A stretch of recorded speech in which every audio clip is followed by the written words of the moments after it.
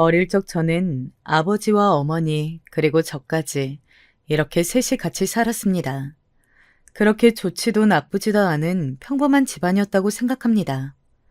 그러나 제가 중학교에 올라갈 때쯤 어느 날 어머니가 집을 나가셨습니다. 이유는 자세하게 알 수 없었습니다.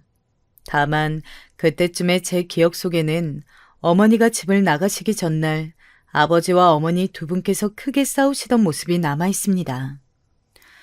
늦은 밤 고성의 오가는 통에 잠에서 깨어난 제가 방문을 살짝 열고 밖을 보았을 때 아버지께서 어머니를 향해 손을 올린 것을 봤었죠. 그 장면 때문에 며칠이 지나도록 어머니께서 집에 돌아오질 않으셔도 물어볼 생각도 못하고 그저 아버지의 손찌검으로 인해 어머니가 도망을 가신 거구나 하고 자연스럽게 생각했습니다.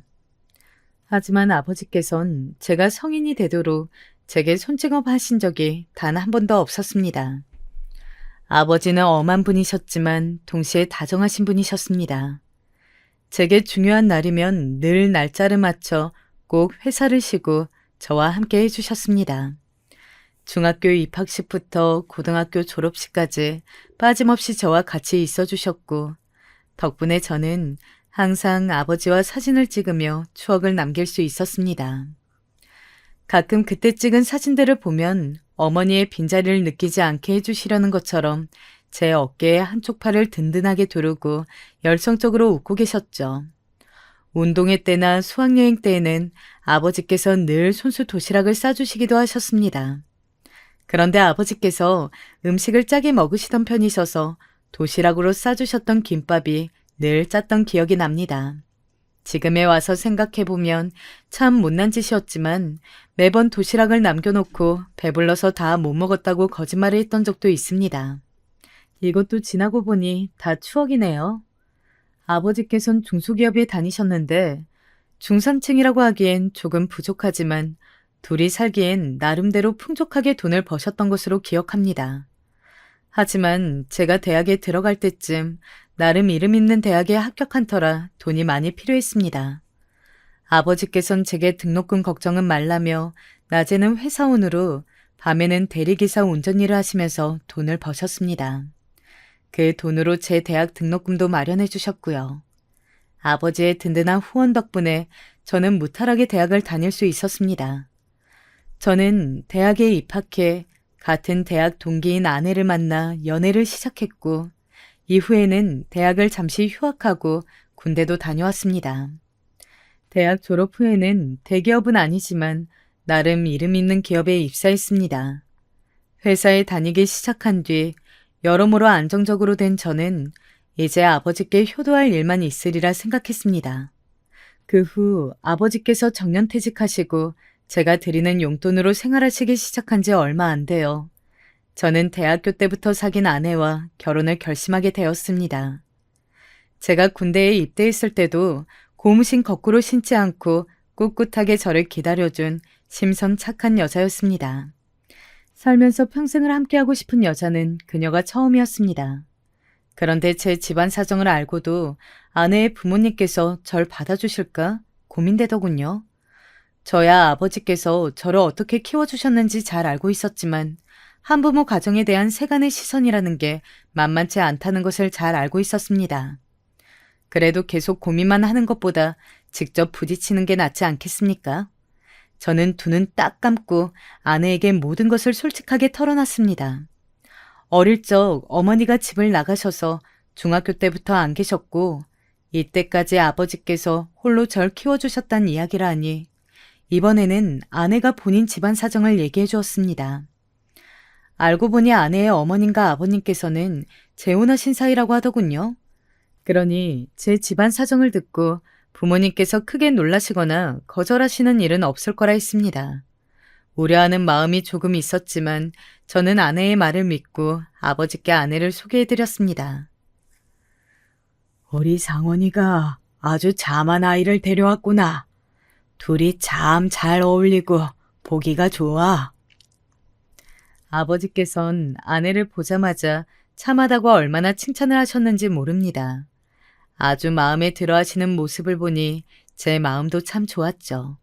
그 후 아버지의 반응에 용기를 얻어 저도 아내의 집에 찾아가 아내의 부모님께 인사를 올렸습니다.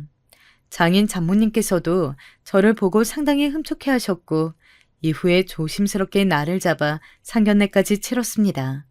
그리고 저와 아내는 성공적으로 결혼식을 올렸고 신혼여행을 다녀온 뒤에는 저희 아버지를 모시고 저와 아내, 아버지 이렇게 셋이 함께 살기 시작했습니다. 젊은 나이에 시아버지를 모시고 사는 것이 부담됐을 텐데 아내는 별말 없이 전업주부로 집안 살림을 책임지는 동시에 아버지를 살뜰히 모셨고 저는 열심히 회사에 다니며 바깥 일을 맡았습니다. 셋이서 같이 사는 동안 아버지께서 아내를 많이 예뻐하셨던 게 기억이 납니다.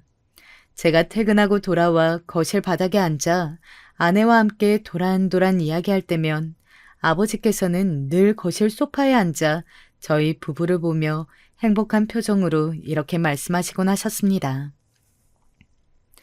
우리 상원이랑 며느리가 이렇게 함께 있는 모습을 보니 정말 행복하구나.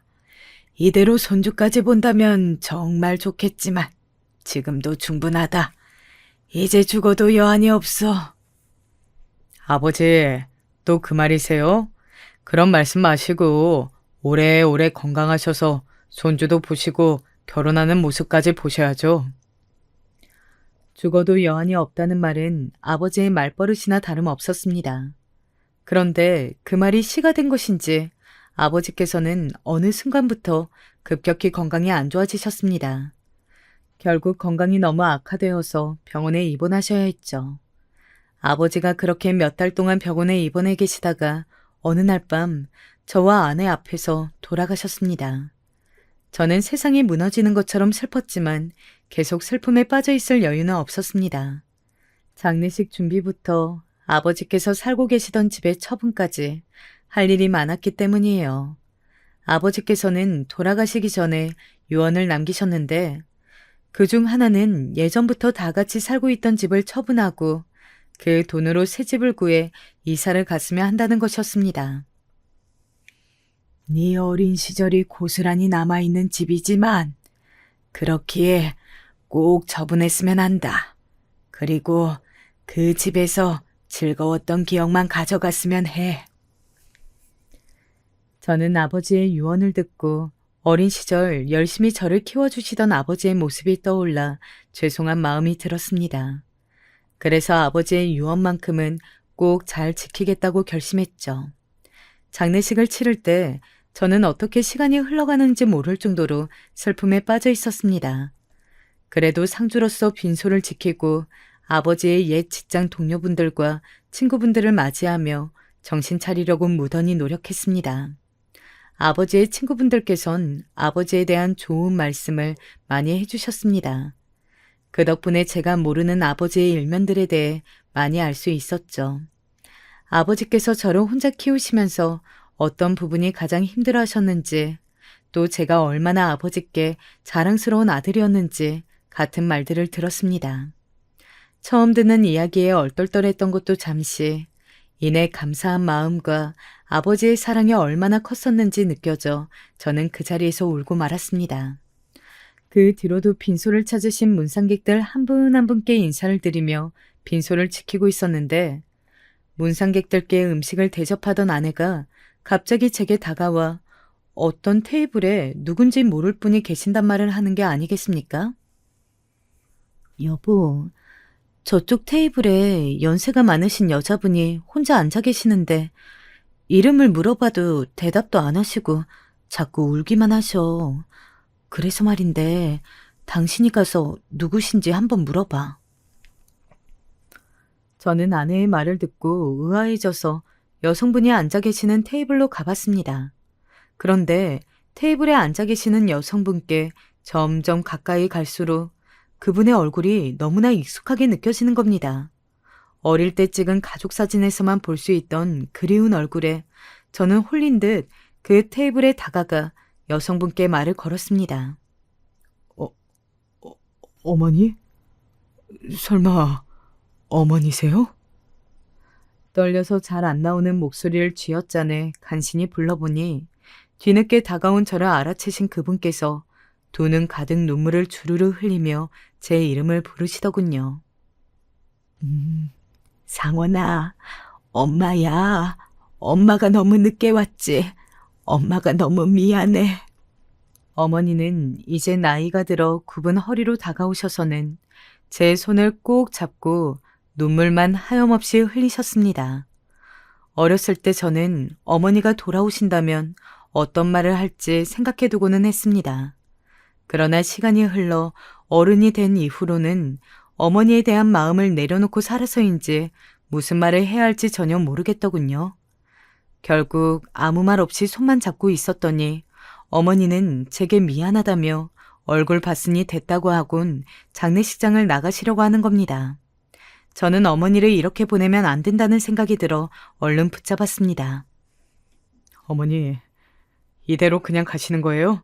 몇 년 만에 봤는데 얼굴만 보고 간다니요.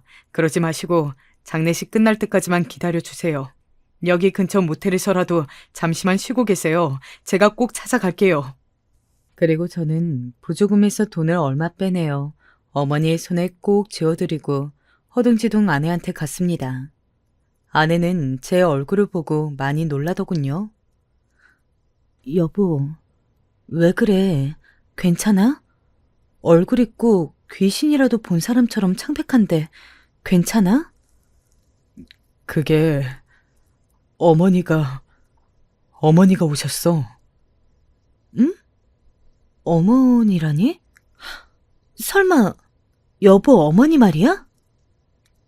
아내는 제 말에 놀라는 눈치였습니다. 저는 아내에게 그렇게만 말하고 나중에 다시 이야기하자고 했습니다. 그 뒤로 정신없이 아버지의 장례식을 치르고 화장 절차까지 끝내고 난 후에야 저는 아내에게 자초지종을 설명할 수 있었습니다. 제 이야기를 다 들은 아내는 제게 이제 어떻게 하고 싶은지 물어보더군요. 나는 일단 어머니랑 대화를 해보고 싶어. 묻고 싶었던 것도 많고. 그래, 여보 마음이 그렇다면 가서 대화를 해보자. 그동안 못했던 이야기도 많을 거 아니야. 저는 아내와 함께 차를 타고 장례식장 근처 모텔을 돌며 어머니를 찾아보기 시작했습니다. 다행히 운 좋게 몇 군데 돌지 않고 금세 어머니를 발견할 수 있었죠.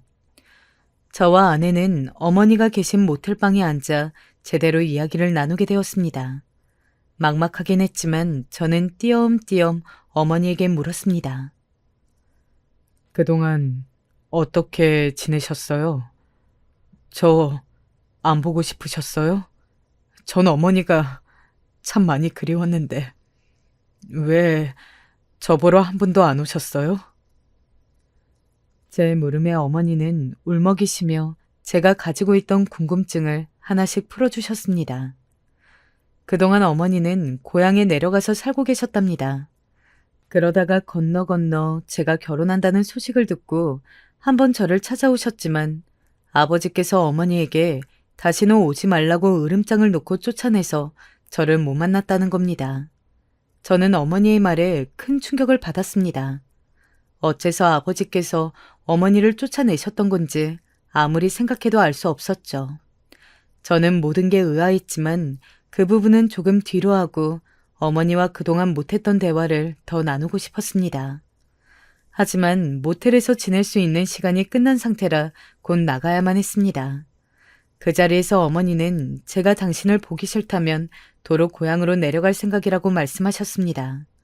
어렸을 때 보았던 모습과 달리 굉장히 지치고 수척해지신 어머님의 모습을 보니 마음이 갈팡질팡하고 영 좋지 않았습니다. 제가 어쩌지도 못하고 아내를 바라보자 아내는 망설임 없이 어머니께 먼저 며칠간만이라도 함께 집에서 지내시는 건 어떻겠냐고 물었습니다. 저는 아내가 그리 말하니 고맙고 마음이 놓여 어머니께 며칠만 같이 지내자고 똑같이 말씀드렸습니다. 다행히 어머니께서 그러마 하셔서 우리는 셋이서 집으로 향했습니다.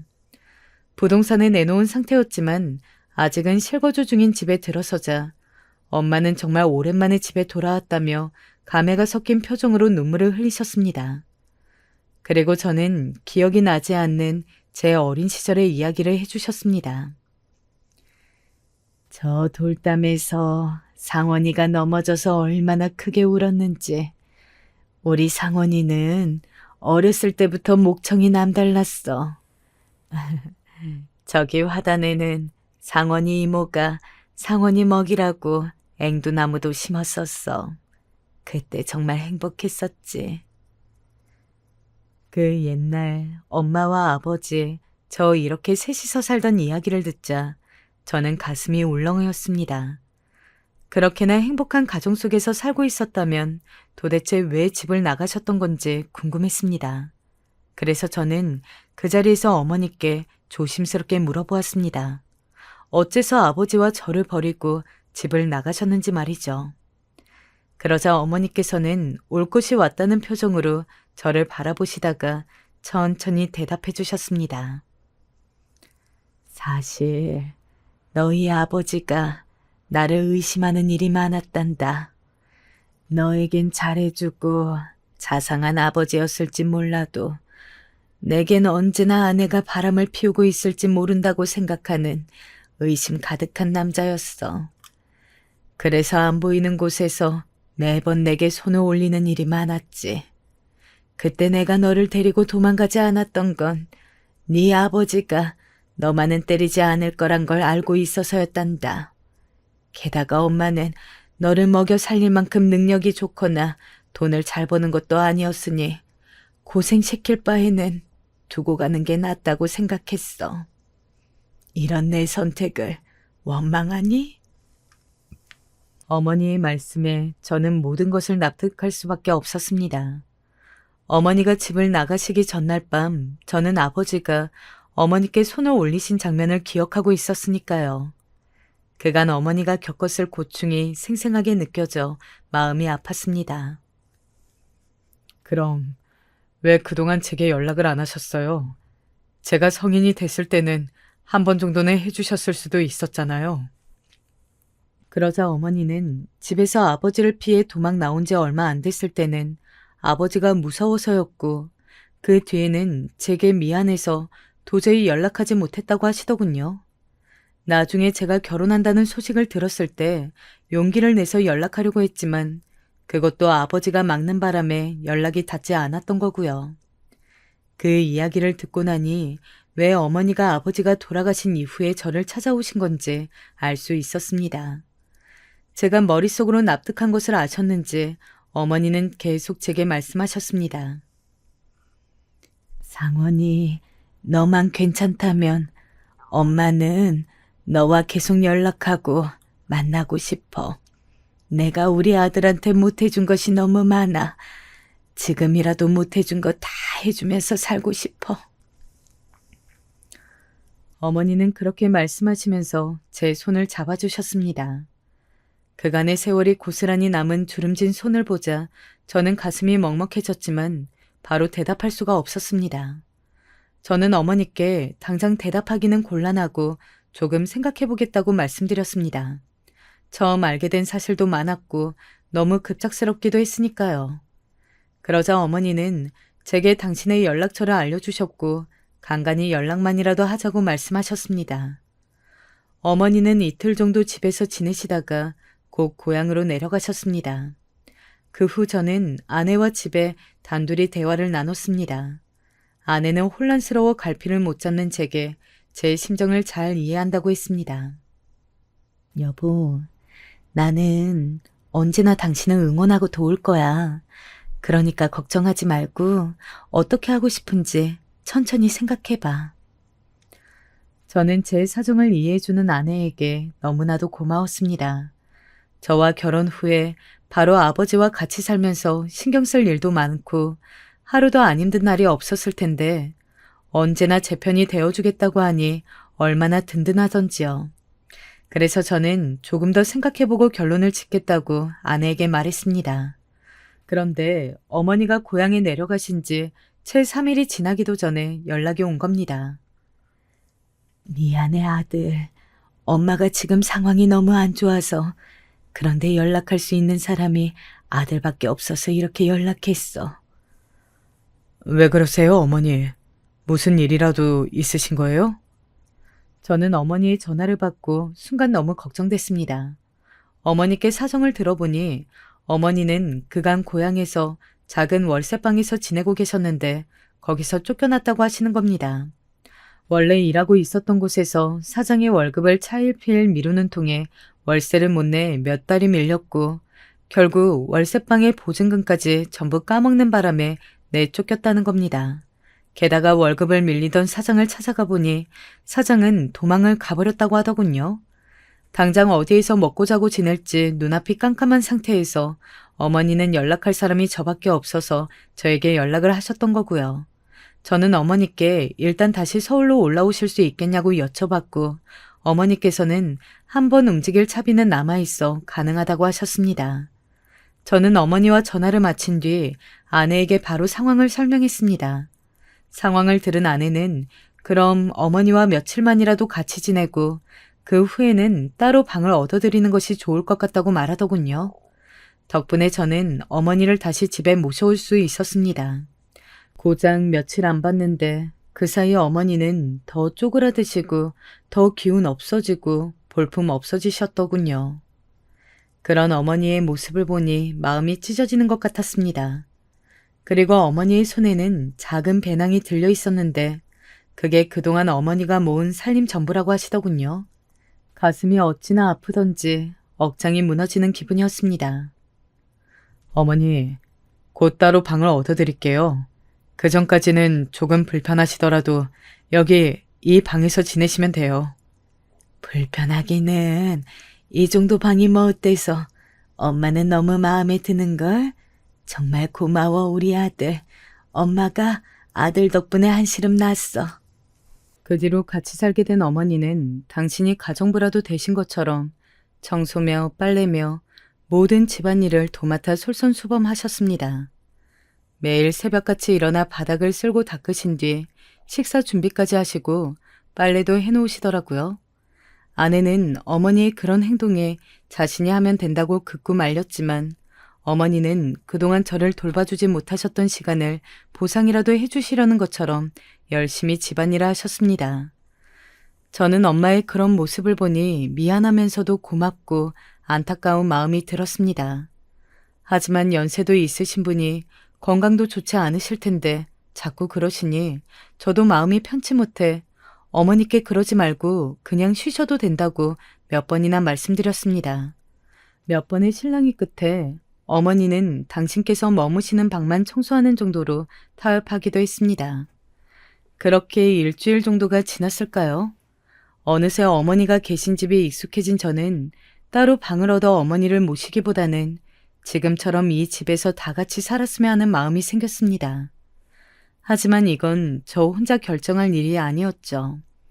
그래서 저는 어머니께서 잠드신 야심한 밤에 아내와 진지하게 대화를 나눴습니다. 여보, 혹시 이대로 어머니를 이 집에서 모시고 같이 지내는 것에 대해 어떻게 생각해? 여보에게 정말 못난 짓 하는 거 알지만 나 어머니를 다른 곳에 모시고 싶지가 않아.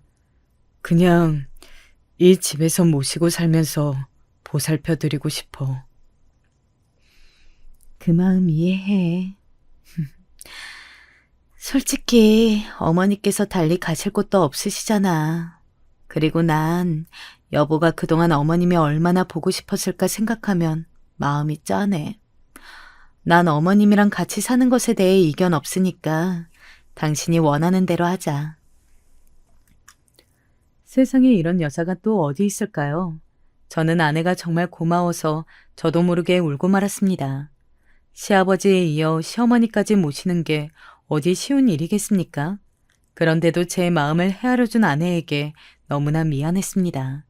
앞으로 아내에게 더 잘하겠다고 마음먹은 후 저는 다음 날 어머니께 이 집에서 같이 사는 것은 어떻겠냐 말씀드렸습니다. 그러자 어머니께서는 깜짝 놀라시더니 제게 너무나 고맙다고 말씀하시며 눈물을 보이셨습니다. 저도 마음이 먹먹해져 엄마의 손을 꼭 붙들고 한참이나 말을 잇지 못했습니다. 아버지가 돌아가신 이후 오랜만에 느껴본 행복한 순간이었습니다. 어머니와 같이 지내기로 한 뒤 어느 날 어머니께서 주저하시다가 말을 꺼내시더군요. 없는 살림 긁어모아 챙겨서 오긴 했는데 지금 가지고 있는 겨울옷이 너무 해져서 혹시라도 남는 겨울옷이 있으면 당신께 좀 줄 수 없겠느냐고요. 저는 펄쩍 뛰며 그럴 수 없다고 말씀드렸습니다. 남는 옷을 드리는 게 아니라 새 옷을 사드려야 마땅한 일이었으니까요. 저는 어머니의 겨울옷을 사드리며 동시에 아버지께 다 못해드린 효도를 돌아오신 어머니께 해드리고 싶었습니다. 그래서 조금 무리하게 지출해서 명품 옷 몇 벌과 어머니께서 마음에 들어하신 귀걸이와 목걸이도 사드렸습니다. 거기다 더해 침구와 신발, 식기에 어머니께서 쓰실 모든 생활용품을 사드렸죠. 갑작스러운 지출에 놀랄 아내한테는 참 미안했습니다. 아직 신혼인데 다른 사람들과 같은 신혼의 알콩달콩한 시간을 못 누리게 해준 것도 그렇고 계획에 없던 지출이 생긴 것도 미안했죠. 그러나 아내는 언제나 제게 차분히 괜찮다고 말했습니다. 그런데 그날 이후부터 아내는 혼자 무언가 곰곰이 생각에 잠기는 일이 잦아졌습니다. 혹시나 아내가 제게 서운한 마음을 숨기는 것은 아닐까 싶어 몇 번이고 아내에게 속마음을 물어봤지만 아내는 아무 일 아니라고 말하기 일쑤였습니다. 아내는 제게 서운하거나 속에 안 좋은 일이 있으면 숨기지 않고 바로 터놓는 성격이라 아내가 아니라고 했으면 아니라고 생각한 저는 그러려니 생각했지만 마음이 쓰이는 건 어쩔 수 없었죠. 그렇게 반년 정도 지나니 서울 생활이 어색하시다던 어머니도 이제는 익숙해지셔서 분위기도 밝아지시고 말수도 많이 느셨습니다. 하지만 반대로 아내의 말수는 점점 줄어들었죠. 저는 아내가 어머니와 지내는 게 많이 힘든지 자주 물어보곤 했는데 아내는 그때마다 그런 게 아니라 하며 손사래를 쳤습니다. 제가 회사에 출근해 있는 낮 동안 아내는 온종일 어머니와 함께 지내고 있었습니다. 저는 아내에게 그 사이에 무슨 일이 생기면 제게 꼭 말해달라고 했습니다. 그때마다 아내는 알겠다며 제게 웃어줄 뿐이었습니다. 저는 아내의 대답에 안심이 되기도 하고 묘한 불안감을 느끼기도 했습니다. 하지만 어머니의 밝은 모습을 볼 때면 불안감도 일순 사라져 그저 행복할 따름이었습니다. 어머니가 입고 꾸미시는 모습이 마치 제 어린 시절 보았던 어머니의 젊고 화사하셨던 모습을 보는 것 같아서 감회가 새롭기도 했고요. 그리고 때때로 퇴근에 돌아오면 어머니께서는 저를 생각해 만들어 놓은 음식들을 차려주셨는데 그때마다 돌아오신 어머니의 사랑과 보살핌을 이제서야 받아보게 되는구나 싶어 마음이 찡했습니다. 하루는 제가 회사에서 퇴근해 집에 돌아오니 어머니께서 갈비찜을 해놓았다고 하시더군요. 저야 여느 날처럼 기꺼운 마음으로 갈비찜을 먹었죠. 그런데 갈비찜을 먹는 동안 아내의 표정이 다른 날들보다 더 굳어져 있는 것이 느껴졌습니다. 그래서 전 맛있게 식사를 끝내고 어머니께 감사 인사를 전한 뒤 아내와 안방에서 같이 진지하게 대화를 나누기 위해 아내 손을 잡고 안방으로 가려고 했습니다. 그런데 갑자기 어머니께서 저를 불러 세우시곤 잠시 대화 좀 하자고 하시는 겁니다. 어머니께서 이렇게 대화 좀 하자고 하신 적이 없던 터라 무슨 일이 있으신가 걱정이 됐죠. 어머니와 같이 작은 방에 가니 어머니께선 저를 앞에 앉혀놓으시곤 이렇게 말씀하시는 겁니다. 상원아, 모름지기 남편이란 아내에게 조금 흠이 있어도 전부 보듬어 줄 줄 알아야 하는 법이야. 그러니 며느라기를 너무 나무라지 말려. 네? 그게 무슨 말씀이세요? 어머니, 아내를 나무라지 말라뇨? 그게 아무래도 며느라기가 자꾸 거짓말을 하는 것 같아서 말이야. 그래도 큰 거짓말을 하고 그런 건 아니니 넌 남자로서 그리고 남편으로서 아내의 허물이 보이더라도 보듬어줘야 한다. 어머니께서 툭 하신 말씀이 무슨 뜻인지 저는 이해가 안 가더군요. 일단은 알겠다고 말씀드린 뒤 저는 아내가 있는 안방으로 돌아가 어머니께 이런 말씀을 들었는데 대체 무슨 일이 있었던 거냐 물어봤습니다. 뭐라고? 어머니께서 정말 그렇게 말씀하셨어? 아내는 말문이 막힌다는 듯 몇 번이고 입을 벌렸다가 다물더니 이윽고 새빨갛게 얼굴을 붉히며 씩씩거리더군요. 저는 아내의 반응에 단단히 무슨 일이 있었구나 싶었습니다. 하지만 아내는 역시나 무슨 일이 있었는지 말을 하는 대신 입을 꾹 다물고 나중에 다시 이야기하자며 그대로 잠자리에 들었습니다. 저는 대체 이게 무슨 일인지 알지 못한 채 결국 답답한 마음으로 잠들 수밖에 없었죠. 다음날 제가 출근 준비를 마치고 나가려 하니 아내는 저를 잠시 불렀다가 아무것도 아니라며 잘 다녀오라 말하면서 절 배웅했습니다. 한동안 집안은 아무 문제 없이 평화로웠지만 저는 매일 무언가 찜찜한 기분을 느꼈습니다. 그러던 어느 날 찜찜한 기분이 결국 크게 터지는 일이 일어나고야 말았습니다. 그날은 제가 평소와 다르게 몸 상태가 좋지 않아 회사에서 조퇴하고 집에 일찍 돌아온 날이었습니다. 그런데 집 현관 앞에 서니 안에서 찢어질 듯한 비명이 들리는 게 아니겠습니까? 저는 깜짝 놀라 급하게 문을 열고 집 안으로 달려 들어갔습니다. 그런데 이럴 수가. 언제나 차분하던 아내가 어머니를 바닥에 쓰러뜨리고 주먹으로 인정사정 없이 때리고 있었습니다. 그 순간 저는 어머니가 무력하게 맞는 모습을 보고 눈이 뒤집히고 말았습니다. 어린 시절 어머니께서 아버지께 얻어맞던 모습이 떠오른 저는 고함을 지르며 어머니에게서 아내를 떼어냈습니다. 너 지금 뭐 하는 짓이야? 미쳤어? 하지만 아내는 제 고함에도 마치 미친 사람처럼 어머니에게 쌍욕까지 퍼부으며 소리를 질러댔습니다. 저는 그날 처음으로 아내에게 손을 올렸습니다. 철썩 소리가 날 정도로 아내의 뺨을 때리니 그제야 아내는 고함 지르던 걸 멈추더군요. 아내는 제게 맞은 뺨을 부여잡은 채 놀란 눈으로 저를 바라봤습니다. 하지만 저는 아내를 신경 쓸 여유가 없었습니다. 그저 바닥에 쓰러져 울고 계신 어머니를 챙길 생각밖에 없었죠. 제가 바로 어머니를 둘러엎고 병원으로 가려고 하니 아내가 저를 붙잡으며 뭐라 말하더군요. 여보, 이거 받아. 잃어버리지 말고 이따가 혼자 있을 때 꼭 읽어봐. 알겠지? 응? 하지만 그때 저도 제정신이 아니었던 건지 아내의 말이 하나도 들리지 않았습니다. 제가 아내의 팔을 밀어내며 나중에 대화하자고 가까스로 말하니 아내는 계속 무어라 말하며 제 손에 종이봉투를 쥐어주었습니다. 저는 그 종이봉투가 무엇인지 알 수 없었지만 일단 주머니에 쑤셔넣고 어머니를 병원으로 모시고 갔습니다. 병원에 가는 동안 내내 어머니는 서럽게 우시면서 무슨 일이 있었는지 제게 말해 주셨습니다. 난 그동안 며느라기가 아무리 거짓말을 해도 다 참아줬다. 근데 더는 들어주기 힘들어 거짓말 좀 그만하라 했더니 갑자기 날 주먹으로 때리지 뭐니. 난 며느라기가 순간 미친 줄 알았다. 그런 애랑 어떻게 같이 사니? 아휴, 난 이제 더는 같이 못 살겠다. 어머니의 말씀을 들으니 화가 솟구치더군요. 하지만 동시에 아내가 그럴 리 없다는 생각이 들어 머릿속이 혼란스러웠습니다. 병원에 도착해 어머니께서 검사를 받으시는 동안 저는 화나는 마음을 다스리려고 노력했습니다. 그리고 아내에게 전화해서 상황을 듣고자 했는데 이미 아내에게서 문자가 와 있더군요. 나 한동안 친정에 가 있을게.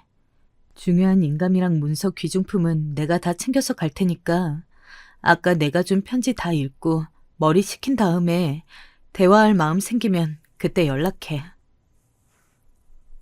저는 그제서야 아내가 제게 준 것이 편지였던 것을 알아챘습니다. 주머니에 구겨진 종이봉투를 꺼내 안을 살피니 몇 장 되는 편지가 들어있더군요. 저는 어머니의 검사가 끝나길 기다리는 동안 편지를 펼쳐서 읽기 시작했습니다. 그런데 놀랍게도 편지는 아내가 쓴 것이 아니라 제 아버지께서 쓰신 편지였습니다. 그리고 편지를 받는 대상도 제가 아니라 아내였고요. 저는 건강도 안 좋으셨던 아버지께서 언제 아내에게 편지를 남기셨나 생각하면서 편지를 읽기 시작했습니다. 돌아가신 아버지께서 쓰신 편지를 두 손에 쥐고 읽자니 눈시울이 뜨거워지더군요. 편지의 초반에는 저와 결혼해준 아내에게 고마운 마음과 아들을 잘 부탁한다는 내용이 담겨 있었습니다. 떨리는 손가락에 억지로 힘을 주어 한자 한자 똑바로 써진 아버지의 글씨체를 보니 돌아가시기 전에 남겨놓으셨던 것이 분명했습니다. 당신께서 힘드신 것도 참아가시며 병상에 앉아 쓰셨을 걸 생각하니 가슴이 먹먹해지더군요. 그런데 편지의 중반부터는 전혀 상상도 못한 내용이 담겨 있었습니다. 그건 다름 아닌 어머니에 관한 내용이었습니다. 제가 이제껏 어머니께 들은 이야기와는 완전히 다른 내용이었죠. 아버지께서 남기신 편지 속에서 어머니는 행실이 옳지 못한 분이었습니다. 어머니는 제가 태어난 이후 동네에서 소소하게 벌어진 화투판을 시작으로 점점 손이 커지기 시작해 내기 도박은 물론 다른 마을로까지 가서 도박을 하는 등 원정 도박에도 손을 대셨다는 겁니다. 그러다 나중에는 아버지께서 통장에 모아둔 돈에 손을 대셨고 집안의 재산도 야금야금 빼돌려 도박에 쓰시다가 아버지께 들키셨고 이후에 다신 도박을 안 하겠다 약속하셨답니다. 그러나 약속하고 다짐한 것도 잠깐이었습니다. 어머니께선 도박판에서 돈을 따면 그 돈으로 분에 막지도 않는 사치를 부리며 생색을 내고 잃으면 잃는 대로 본전을 찾겠다고 돈을 더 가지고 가서는 자꾸 잃어버리기만 하니 이제는 집착이 되어 도박을 끊지 못하셨다고 합니다. 아버지께선 어머니께 화도 내보고 달리기도 해보았지만 도무지 나아질 기미가 없어 깊은 시름에 빠지셨는데 급기야 어느 날 아버지께서 조부께 받은 선산을 제 명의로 돌려놓으려고 잠깐 땅 문서를 꺼내놓은 사이 어머니께서 들고 나가 도박으로 날려 먹으신 걸 알게 되셨다고 합니다. 그날 아버지께서 처음으로 어머니께 손을 올리고 제정신이냐고 소리치며 싸웠다고 하더군요. 아들에게 줄땅마저 팔아버린 어미가 세상 어디에 있냐고 소리치며 싸우셨고 다음날 어머니는 집안에 남아있던 귀중품도 전부 싸들고 도망가셨다고 적혀 있었습니다.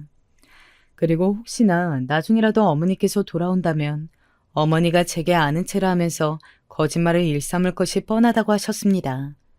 제가 어머니를 좋은 사람이라고만 알고 있고 또 많이 그리워한다는 것을 당신께서도 알고 계시니 속수무책으로 당하지 않도록 제 아내에게 제발 조심하고 거리를 두도록 해달라는 당부가 담겨 있었습니다. 저는 편지에 적힌 내용을 도무지 믿을 수가 없었습니다. 하지만 편지 속의 필체는 아버지의 것이 분명했고 아내가 제게 건네준 것이니 진짜 아버지께서 남기신 편지라는 것을 알 수 있었습니다. 술렁이던 가슴을 진정시키던 사이 어머니께서 검사를 끝마치고 나오셨습니다. 별다른 이상은 없다고 하더군요. 어머니는 집으로 돌아가는 동안 저에게 아내와 이혼해야 한다고 하셨으나 저는 편지의 내용을 계속해서 생각하느라 대꾸도 못했습니다. 집으로 들어가 보니 아내가 없더군요. 어머니께선 맞은 곳이 아프다 하시며 방으로 들어가 쉬셨고 저는 조용히 집 밖으로 나가 아내에게 전화했습니다. 아내는 전화를 받자마자 저와 대화를 하고 싶지 않다고 하더군요. 저는 아내의 뺨을 때린 것에 대해 사과를 하고 제발 있었던 상황을 그대로 말해달라 부탁했습니다. 여보, 상황을 말해줘야 내가 어떤 행동을 할지 정할 수 있지. 이렇게 편지만 덜렁 주고 가버리면 어떡해? 그럼 당신은 내가 어떤 말을 해도 내 말을 믿어줄 수 있어? 아내의 말에 저는 무조건 믿겠다고 대답했습니다. 그러자 아내가 한숨을 내쉬고 제게 이야기해 주었습니다. 이야기 속 내용은 제가 그동안 상상도 못했던 것들이었습니다. 근 1년 동안 어머니께서 제게 보여주신 행동과 아내에게 보여주신 행동이 너무나도 달랐더군요. 저는 이제껏 어머니께서 아내를 도와 집안 살림을 꾸려왔다고 생각했는데 아내의 말로는 어머니는 그저 신용만 할 뿐이었답니다. 어머니께선 같이 살게 된 초반부터 제가 있을 때만 집안일을 신경 쓰는 신용을 하시고 아내와 단둘이 남으면 딱 일을 멈추고 힘들다 아프다는 말을 반복하면서 아내가 홀로 모든 집안일을 하도록 조종하셨다고 합니다.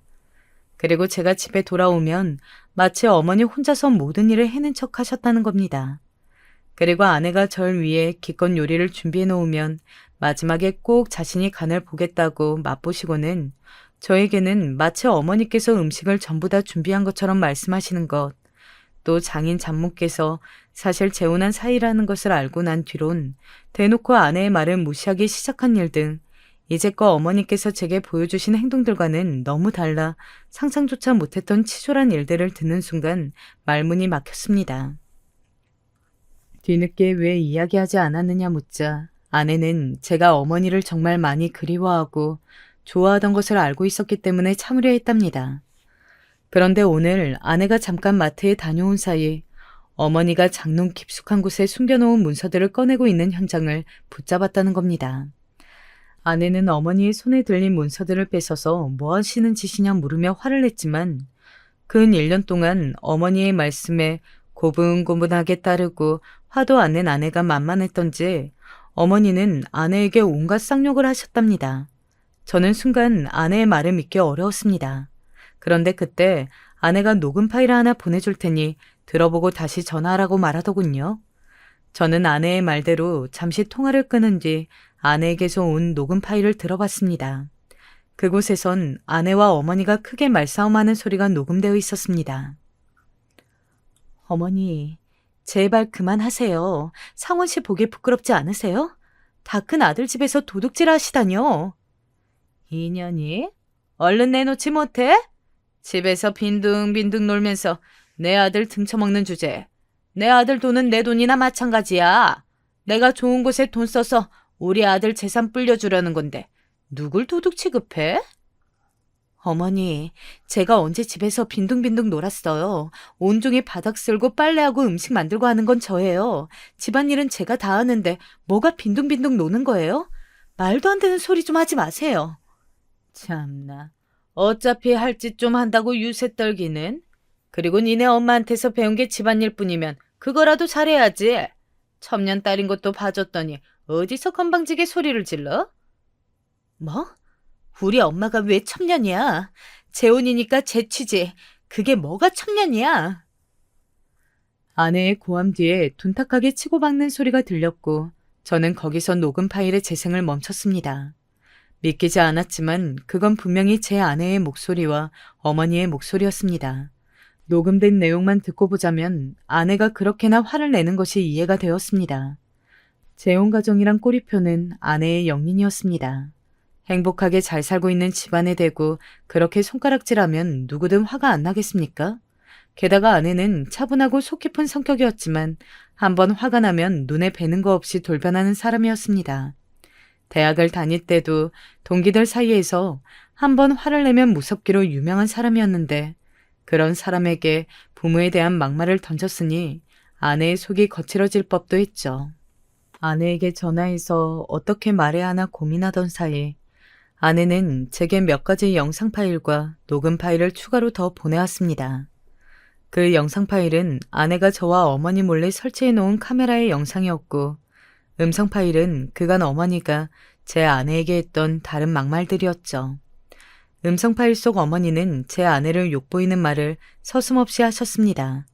게다가 아내를 못 배운 사람 취급하고 홀대하며 부리는 태도가 가관이라 저는 머리가 차가워지고 참을 수 없는 분노를 느꼈습니다. 영상 파일 속에는 어머니가 집안일을 하는 척하다가 아내를 부려먹는 모습이 고스란히 찍혀 있었습니다. 거기다 아내의 지갑에서 돈을 훔쳐가는 모습까지 찍혀 있더군요. 여태껏 저를 속이고 아내를 홀대하다 못해 하녀 취급까지 하는 어머니의 모습에 깊은 배신감이 느껴졌습니다. 저는 그제야 어머니가 아들을 그리워해서 돌아온 것이 아니라 사실은 돈이 목적이었다는 것을 깨달았습니다. 그 자리에서 저는 아내에게 전화를 거는 대신 부동산에 전화했습니다. 그리고 바로 집을 내놓았고 은행에 가서 100만 원을 찾았습니다. 그 뒤에 아내에게 전화해 제 계획을 말하니 아내는 반드시 그렇게 하라며 제게 동의해 주었습니다. 다음 날 저는 출근하기 전에 어머니께 용돈으로 100만 원을 드렸습니다. 어머니께서는 무슨 돈이냐고 물어보지도 않으시고 좋아하시더군요. 저는 원하시는 대로 쓰시라고 말씀드리고 출근하는 척 집을 나섰습니다. 아니나 다를까 제가 집을 나서자 얼마 안 되어 어머니께서 외출하시더군요. 저는 어머니께서 나가시는 모습을 본 뒤 현관 자물쇠 수리업체를 불러 현관 열쇠를 바꿔버렸습니다. 어머니의 짐들은 전부 여행용 가방에 담아 밖에다 세워놓고 쪽지를 써놓았고요. 그리고 출근을 했습니다. 한창 일하고 있는 와중 어머니께 전화가 오더군요. 업무 도중에 무음으로 해놓고 나중에 확인해보니 전화만 몇십 통은 와 있었습니다. 뭐가 그렇게 할 말이 있나 싶어 전화를 걸어보니 금방 받으시더군요. 어머니는 현관문에 자물쇠가 바뀌어서 집에 들어가지 못하고 있다고 하소연하시면서 어째서 당신의 짐이 바깥에 이렇게 나와 있냐고 제게 물으셨습니다. 저는 모든 걸 알게 되었으니 어머니와 함께 살 수 없다고 말했고요. 어머니께선 제 말을 못 알아들으신 것처럼 몇 번이고 되물으셨습니다. 저는 단호하게 말했습니다. 도박 때문에 가족을 버린 것도 모자라 한번 버렸던 아들을 또 찾아와 가슴에 칼을 꽂아놓고 계속 같이 살 수 있을 거라 생각하셨어요? 그것도 모자라 아내와 갈라서라고 말하고 아들이 본 돈은 자기 돈이다 라고 말하는 게 어디 가족끼리 할 말이에요? 어머니가 가족답게 살기를 포기하셨으니까 저도 어머니에 대한 정을 포기하려고요.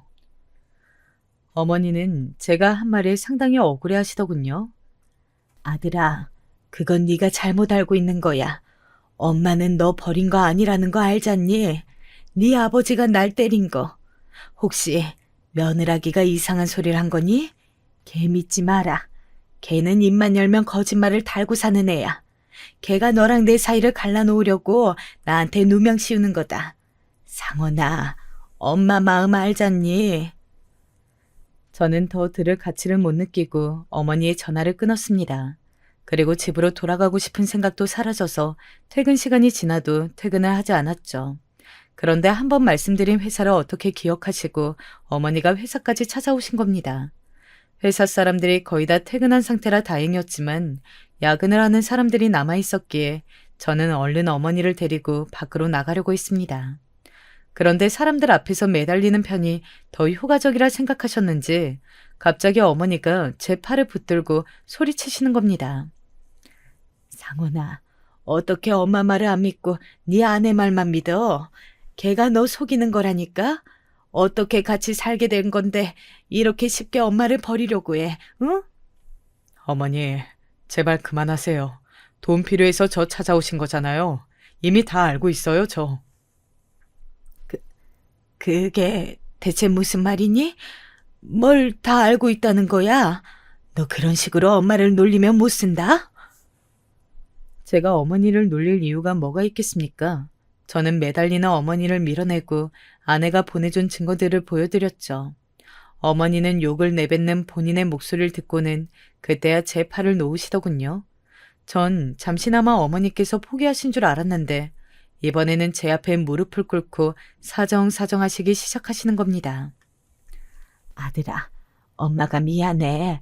그냥 며느라기가 너와 나 사이를 갈라놓으려고 하는 게 뻔히 보여서 그랬어. 그 모든 게 전부 다 진심은 아니었어.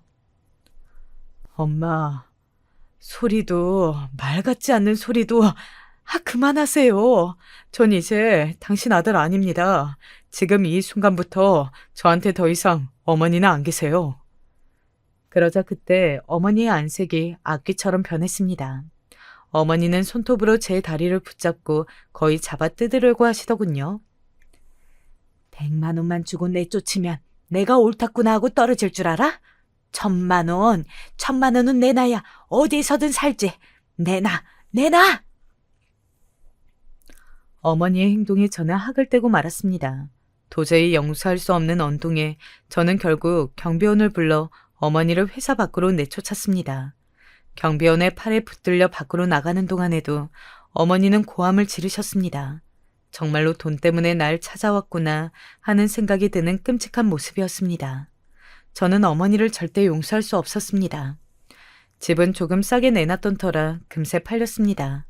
하지만 때때로 어머니가 찾아와 집 앞에서 난동을 부리셨기 때문에 이사를 하는 날까지 아내는 처가에서 지내야 했습니다.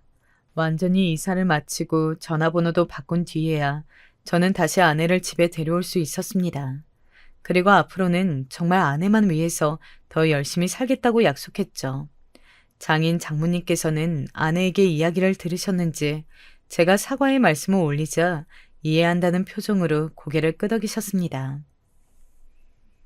이서방, 그동안 참 고생 많았어. 우리 애한테 이야기 들었으니 걱정하지 말고 데려가게.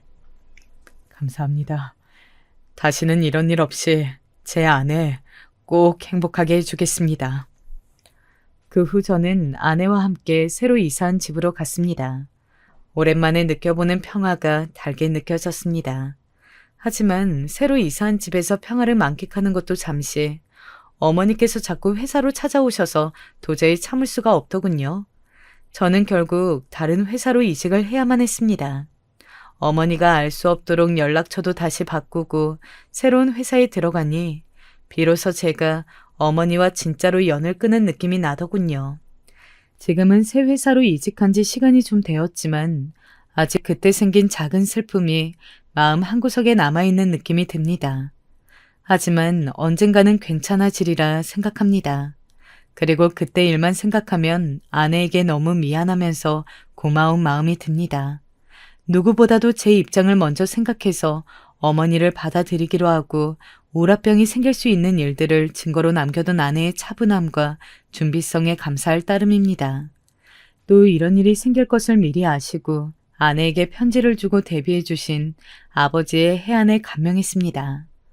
당신께서 돌아가실 두려움보다도 자식을 먼저 신경 쓰고 돌보는 어버이의 마음이란 얼마나 큰 것인지, 그 마음만 떠올리면 코끝이 찡하고 눈시울이 뜨거워집니다. 저도 돌아가신 아버지께 부끄럽지 않게 아내에게 더 잘하면서 열심히 살 생각을 매번 다짐합니다.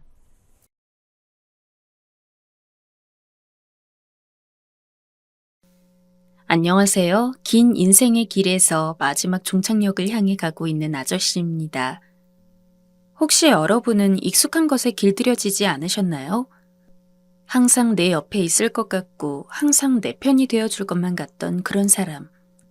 제가 담백하게 써내려가는 사연을 들으시고 저같이 후회하시는 삶을 살지 않길 바라는 마음에 인생 끝자락에서 주저리 제 이야기를 해보려고 합니다.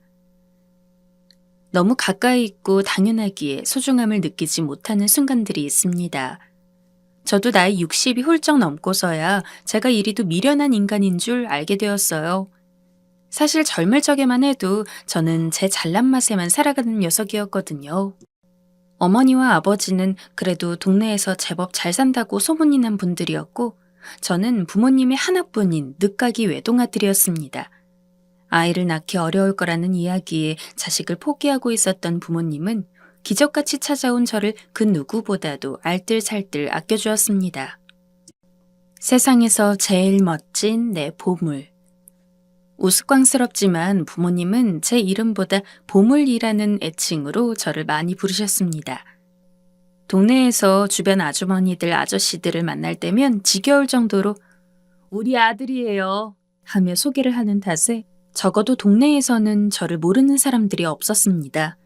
그렇게 사랑만 받고 자라다 보니까 자연히 무슨 일을 하더라도 나는 할 수 있지 라는 근거 없는 자신감이 생기더라고요.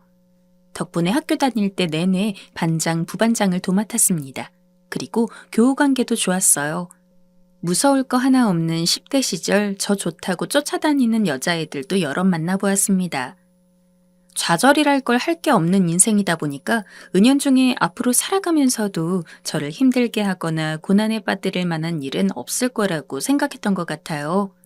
하지만 제가 22살이 되었을 때 그리 크지도 않은 저희 지방에서 서울에서 온 예쁜 아가씨가 이사를 오게 되었습니다. 안녕하세요. 이번에 이사를 왔는데 떡 좀 드셔보세요. 적지 않은 수의 여자친구를 만났지만 그렇게 예쁜 여자는 처음이었습니다. 서울에서 와서 그런지 시골 여자들이랑은 다르게 기품도 있고 괜히 우아해 보이고 하는 행동거지 하나하나도 이곳과는 완전히 다른 곳에서 온 거라는 티가 풀풀 났습니다. 이번에 서울에서 왔다는 여자 진짜 예쁘지 않아? 덕분에 동네 또래 남자 녀석들과 모일 때면 서울에서 온 여자에 대한 이야기가 단골 주제로 삼아졌습니다. 다들 보는 눈은 똑같다고 제 눈에 예쁘다고 생각된 여자가 다른 녀석들 눈에 안 예뻐 보일 리 없었습니다. 게다가 저희는 한 지역에서만 쭉 살아왔고 이성 친구라고 해봤자 다 비슷한 애들밖에 없어서 먼 지역에서 온 여자를 볼 일이 없었습니다. 또 서울이라고 하면 은근 서울 여자는 죄다 깍쟁이들밖에 없다더라 하는 풍문이 돌았기에 확인해 볼 길은 없으면서도 내심 그런가 하는 마음을 한구석에 가지고 있었죠. 그러나 그 여자는 아니었습니다. 제가 도와드릴까요? 길 가다가 동네에 그 누구라도 불편을 겪고 있으면 먼저 다가가서 자기가 뭐 할 수 있는 게 없나 찾아보기도 했고 그쪽이 보기에는 지방이 너무도 낡고 시설이 좋지 않아서 여러모로 불편할 텐데도 그 흔한 불평 한 번 한 걸 들어본 적이 없었습니다. 서울에서 왔다는 아가씨 어쩜 그리 예의가 바른지. 아까 내가 장을 보고 오는데 저 멀리서 와서는 봉지 무겁다면서 하나 들어주는 거 있지. 그렇게 괜찮다고 해도 도와주게 해달라면서 웃는데 너무 이쁘더라. 아유, 경우 너랑 동갑이라던데 마음 같아서는 네 짝 삼아주고 싶어서 혼났어. 저희 부모님도 그 아가씨를 무척이나 마음에 들어 했습니다. 부모님까지 그렇게 칭찬 일색이시니 늘 멀리서 얼굴 정도만 흘끔대던 게 전부였는데 어느 순간부터는 저 역시 진심으로 그 여자가 궁금해지더라고요. 게다가 때마침 동네 다른 녀석들도 지지부진한 탐색전은 끝마쳤는지 은근히 여자에게 다가가서는 요 근처에 냇가물이 맑은데 한번 보러 갈래요? 라며 가짜는 추파를 던져댔습니다. 괜히 그걸 보니 울컥하더군요. 질 수는 없다 싶어서 저 역시 제대로 사귀어 볼 생각으로 말을 걸고 최대한 오랜 시간을 보내려고 노력했습니다. 그 당시 저희의 모습은 아마 동물의 왕국이나 다름없었을 겁니다. 동네에서 제일 예쁜 여자를 쟁취하기 위해 온 남자들이 우르르 몰려서는 자신의 매력을 뽐냈죠. 하지만 시간이 지나다 보니 알겠더라고요. 단순히 서울에서 와서 시골 여자들에게는 없는 멋과 매력을 가지고 있어서라는 그런 단순한 이유를 넘어서서 그 여자에게는 정말 사람의 마음을 편하게 하고 자신을 좋아하게 만드는 능력이 있었습니다. 미안한 이야기지만 처음 그 여자를 꼬시려 했던 것은 그저 다른 놈들도 다 덤비는데 나라고 못할 거 있나? 라는 게 전부였습니다. 하지만 같이 데이트 같은 산책도 하고 번화가로 나가서 커피도 한 잔씩 마시면서 이야기를 나누다 보니 제 생각보다 훨씬 더 어른스럽고 사려 깊은 사람이었습니다. 어느 순간에는 저 역시 진심으로 반해서 여자와 함께 시간을 보내고 싶었죠. 경우 씨, 저는 경우 씨가 좋은데 경우 씨는 어때요? 다행히도 여자 역시 저를 무척이나 마음에 들어 했습니다. 제가 다른 놈들보다 어떤 장점이 있는지는 모르겠으나 아마 제가 진심으로 여자를 대하고 좋아했기에 그 마음을 느낀 게 아니었을까 싶어요. 뭐 사실 이유가 뭐가 중요하겠습니까? 수많은 경쟁자들을 물리치고 제가 선택받았다는 것만으로도 뛸 듯이 기뻐할 이유는 충분했죠. 그냥 동네의 예쁜 여자에서 여자친구가 되고 저는 제가 정말로 생각이 짧은 놈이었음을 다시 한번 깨달았습니다. 그냥 얼굴이 예쁘고 도시에서 왔고 이런 것들은 정말 제 여자친구에게 아무것도 아니었어요. 얼굴이 예쁜 건 맞았지만 여자친구는 얼굴보다는 마음이 더 예뻤고 언제나 무언가를 배우는 걸 좋아했으며 자신이 부족한 것은 인정할 줄 알고 남이 잘난 부분은 누구보다도 기쁜 마음으로 칭찬할 줄 아는 심성을 가지고 있었습니다. 언젠가 꼭 너랑 결혼하고 싶어. 학생 때도 성인이 되어서도 여자친구를 사귀면서 장난으로라도 결혼을 생각해 본 적은 한 번도 없었습니다. 애초에 누군가를 좋아한다는 이유로 빈말로라도 결혼과 같은 미래에 대한 이야기를 하진 않는 무뚝뚝한 성격이었거든요. 근데 처음으로 여자친구와 사귀고 나서는 저도 모르게 너무도 자연스럽게 결혼에 대한 꿈을 꾸고 있더라고요. 나중에는 이 시골을 벗어나서 서울의 상경에서 함께 살고 있겠지. 애는 몇이나 낳을까? 아니면 잘 이야기해서 평생 우리 둘만 같이 살아도 좋겠다 등등. 제 생각보다 저는 더욱더 제 여자친구를 좋아하고 있었습니다. 여자친구가 절 선택한 것에 대해서 한치의 후회도 없게 해주고 싶었기에 그만큼 잘해주었고 일부러 저희 집으로 자주 데려가서 맛있는 것도 해주고 부모님과 이야기도 나누게 했습니다. 언젠가는 꼭 여자친구와 결혼해서 단순한 애인이 아닌 남편으로서 행복하게 해주고 싶었으니까요. 그렇게 저희는 대충 8년을 연애했습니다. 심지어 지방에서 서울로 상경한 시기도 같았습니다.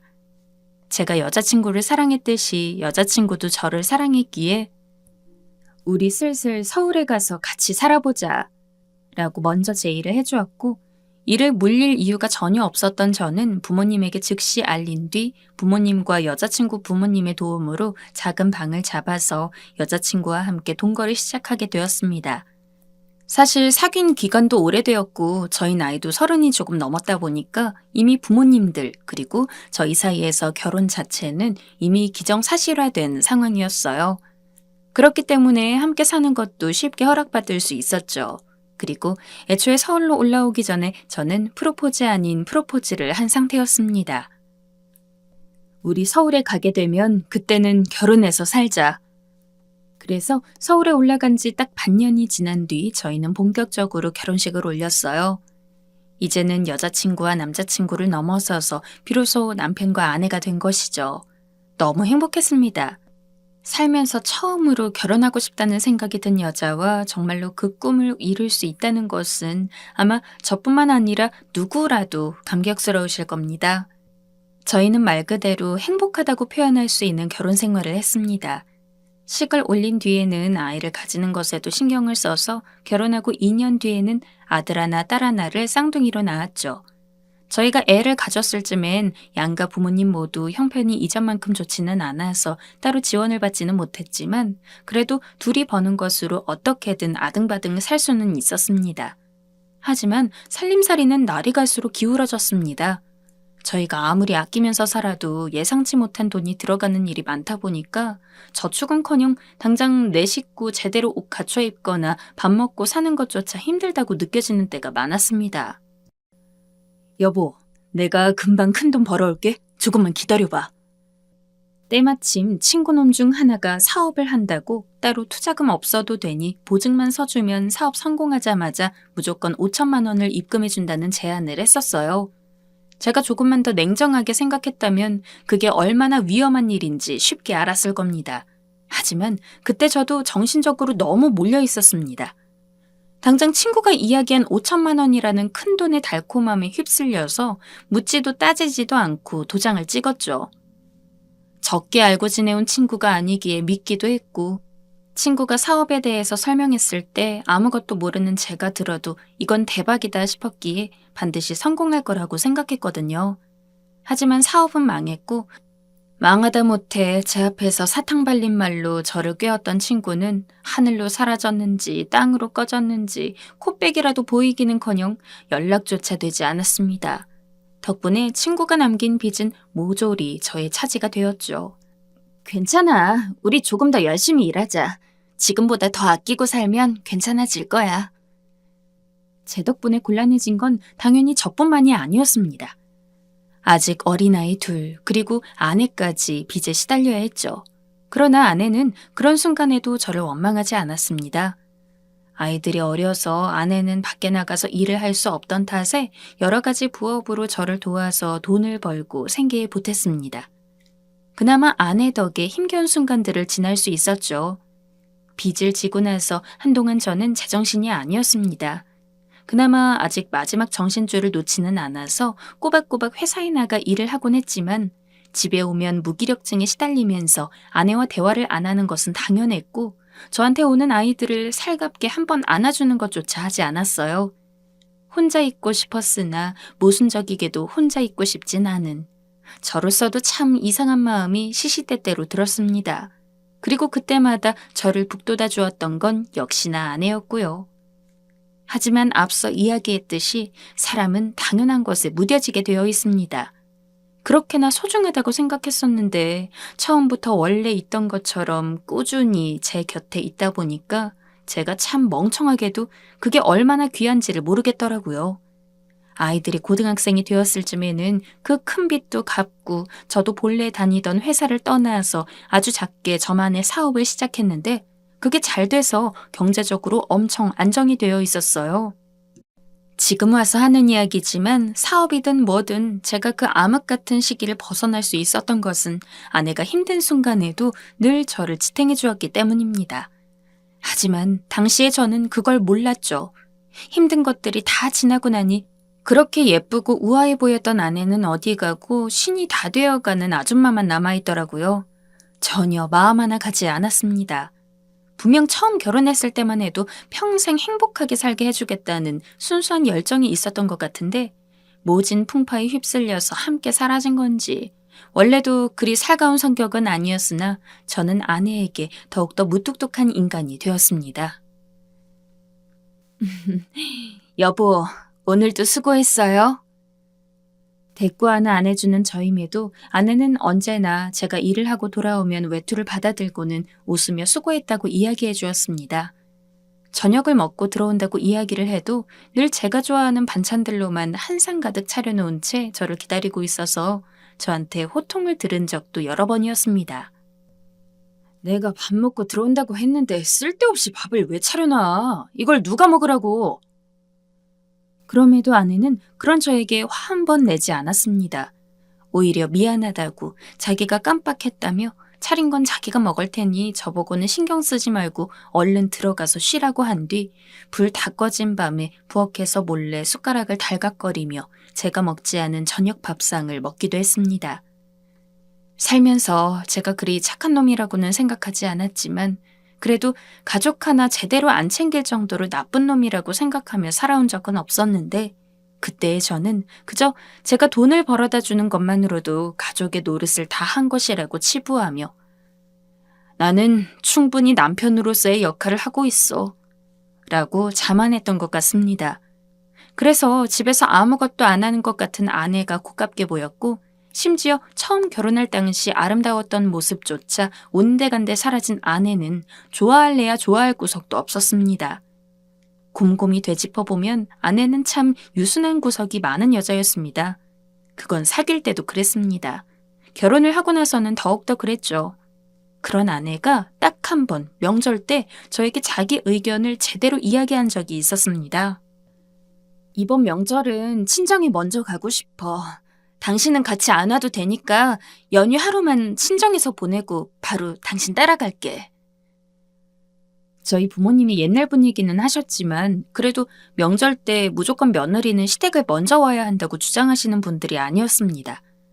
게다가 지금껏 명절마다 아내는 무조건 연휴 첫날과 명절 당일은 저희 집에 있었고 마지막 연휴날에만 친정에 들르고는 했었기에 저런 제안을 하는 것도 저 때가 처음이었습니다. 굳이 안 들어줄 이유도 없는 부탁이었는데 저는 아내가 그런 이야기를 한다는 것 자체가 너무 싫었습니다. 지금까지 우리 집 먼저 잘 망가놓고 왜 갑자기 그래? 그냥 원래 하던 대로 해. 이번 한 번이면 돼. 명절 당일에 늦지 않게 바로 갈게. 보통 제가 안 된다고 한 번 이야기하면 아내는 군말 없이 제 말을 따르는 편이었는데 이상하게 그때의 아내는 유독 고집이 셌습니다. 그때서라도 그냥 알겠다고 하고 다녀오라고 하면 될 것을 저까지 고집을 부리는 바람에 저희는 한바탕 크게 싸웠죠. 그리고 결국 아내는 저와 아무런 이야기 없이 혼자 친정으로 훌쩍 떠났습니다. 아빠가 너무 심했어요. 아이들까지 저를 타박할 정도였지만 저는 평생 큰소리 한 번 안 내고 살아왔던 아내가 처음으로 저에게 큰소리를 냈다는 게 너무 충격적이었습니다. 그래서 명절 때도 결국 내내 대면대면하게 굴었고 명절이 끝난 뒤에도 말 한마디 나누려 하지 않았습니다. 내심 제가 이렇게 있어도 언젠가는 아내가 저에게 먼저 말을 걸어줄 것이라고 믿었던 것 같습니다. 그리고 딱 일주일이 지나고 아내는 제 믿음대로 저를 불렀습니다. 여보, 나 암 말기래. 그 내용은 저조차도 생각하지 못한 것이었지만요. 가까이 사는 가족, 그것도 결혼한 상대방이 시한부의 삶이라는 이야기를 듣게 된다면 어떤 기분이 들 것 같으신가요? 딱히 그럴 일이 있을 거라고 생각해 본 적은 없었지만 만일 그런 일이 생기게 된다면 뭔가 너무 슬퍼서 눈물이 나올 것 같다고 생각했던 것 같습니다. 하지만 놀라울 정도로 눈물 한 방울 나오지 않았습니다. 슬프지도 화가 나지도 않았습니다. 그냥 아무 생각이 없었습니다.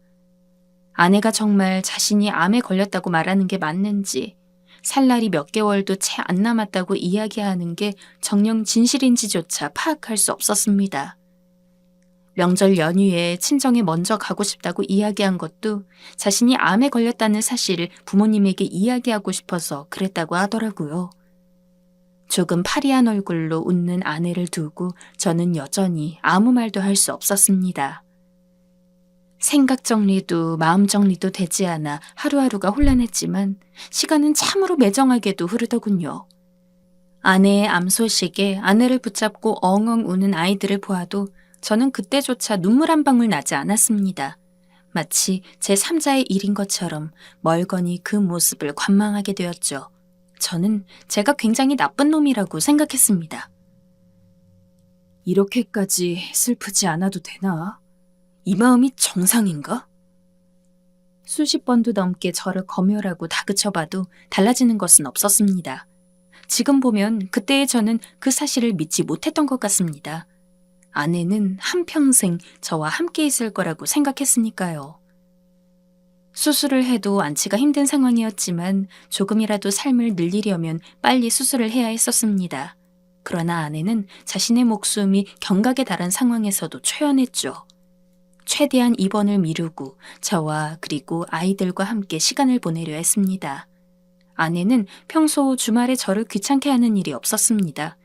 제가 오후 늦지막이 잠을 자도 혹은 아침 일찍 나가서 밤 늦게까지 술을 먹다가 들어와도 언제나 그 자리에서 웃고 있기만 했습니다. 그런데 어느 날은 정말 마지막이라고 생각해서 그런지 저에게 그러더군요. 당신이랑 집 근처 공원을 돌아보고 싶어. 그 말에 저는 아무런 대꾸 없이 겉옷을 챙겨 들고 아내와 함께 집 밖을 나왔습니다. 여름을 앞둔 봄이었던지라 햇살은 따뜻하고 미지근하지만 청량한 바람이 부는 시기였습니다. 아내와 그렇게 데이트 같은 행동을 한 것은 결혼하고 정말 오랜만이었습니다. 어쩐지 어색해서 조금 거리를 두고 걷다가 아내 얼굴을 힐끔 보는데 여기저기 돌아보며 웃는 얼굴이 꼭 처음 아내와 사귀었던 그 순간을 떠올리게 만들었습니다. 그때 문득 그런 생각을 하게 되더군요. 내가 너무 중요한 것을 잊고 있던 것은 아닐까 하는. 그 이후로 아내가 입원하기까지 딱 3번, 저는 아내의 요구에 따라 아내와 함께 산책을 나갔습니다. 간지럽게 손을 잡거나 뽀뽀를 하거나 했던 것도 아닙니다. 심지어는 대화다운 대화를 나누지도 않았습니다. 아내가 말을 하는 순간은 저에게 산책을 가자고 제의할 때와 집에 돌아와서는 함께 나가줘서 고마워요 라고 할 때뿐이었습니다. 아마 아내는 크게 무리하고 있었을 겁니다. 많이 아팠을 텐데도 저와 아이들과 시간을 보내기 위해서 병원에 가지 않았겠죠. 입원을 한 시기를 기점으로 아내는 하루가 다르게 메말라갔습니다. 저조차도 마음이 덜컥 내려앉을 정도로 변해가는 아내의 모습에 저는 쉬이 잠을 이룰 수가 없었습니다. 여보, 잠은 푹 자. 당신 눈밑이 까맣네. 밥도 잘 챙겨 먹고. 당신이 애들 아빠니까 애들 힘들거나 그럴 때 있으면 꼭 힘이 되어줘야 해. 알았지? 결혼 후 거의 처음으로 들어보는 것이나 다름없는 아내의 잔소리. 그런 말을 하면서도 아내는 한없이 걱정된다는 표정으로 저를 쳐다보았습니다. 저는 그게 너무 낯설더라고요. 아직 이렇게 내 눈앞에 살아있는데 벌써부터 자신이 없을 나날들을 대비하고 있는 아내가, 그리고 그 모습을 은연중에 받아들이고 있는 내가 참으로 무서웠습니다.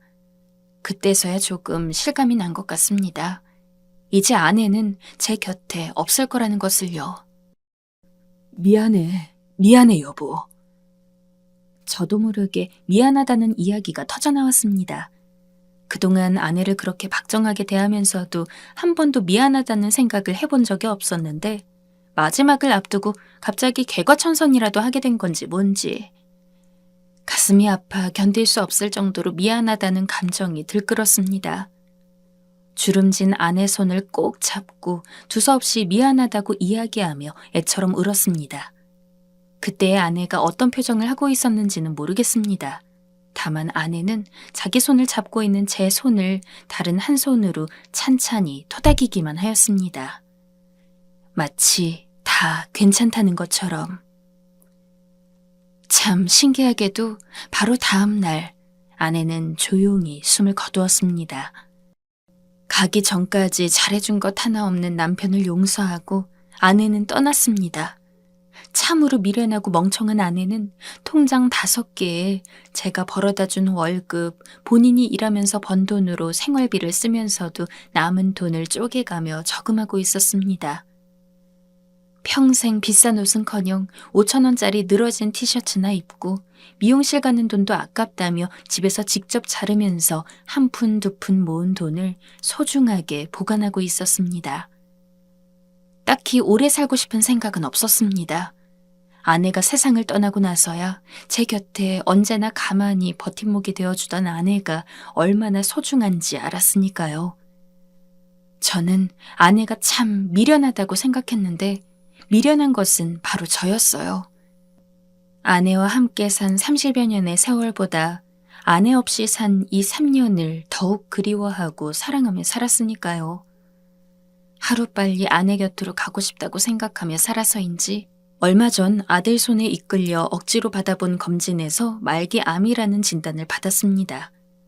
벌인지 축복인지는 모르겠습니다. 일단 제게는 축복임이 맞는 것 같습니다. 아내를 보러 갈 수 있을 테니까요. 여러분, 주위를 둘러보세요.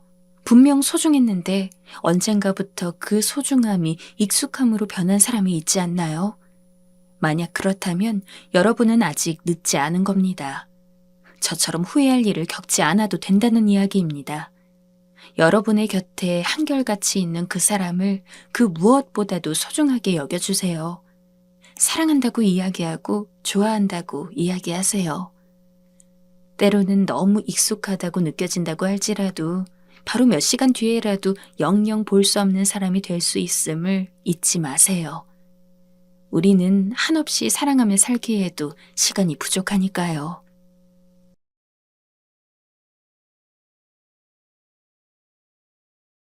안녕하세요. 저는 꽤 굴곡진 인생을 살아왔고 아직도 그 고개들을 생각하면 아찔합니다.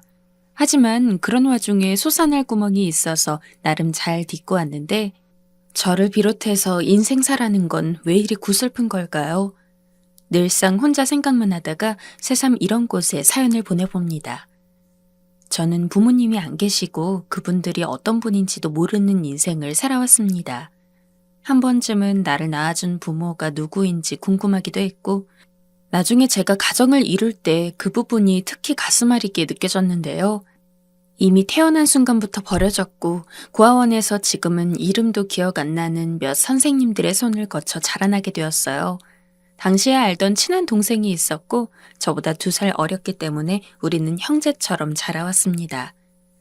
아마 멀쩡한 가정에서 자라오신 분들은 잘 이해가 안 되시겠지만 당시 고아원에서 어린아이들이 보내는 일상은 생각보다 참으로 비참했습니다.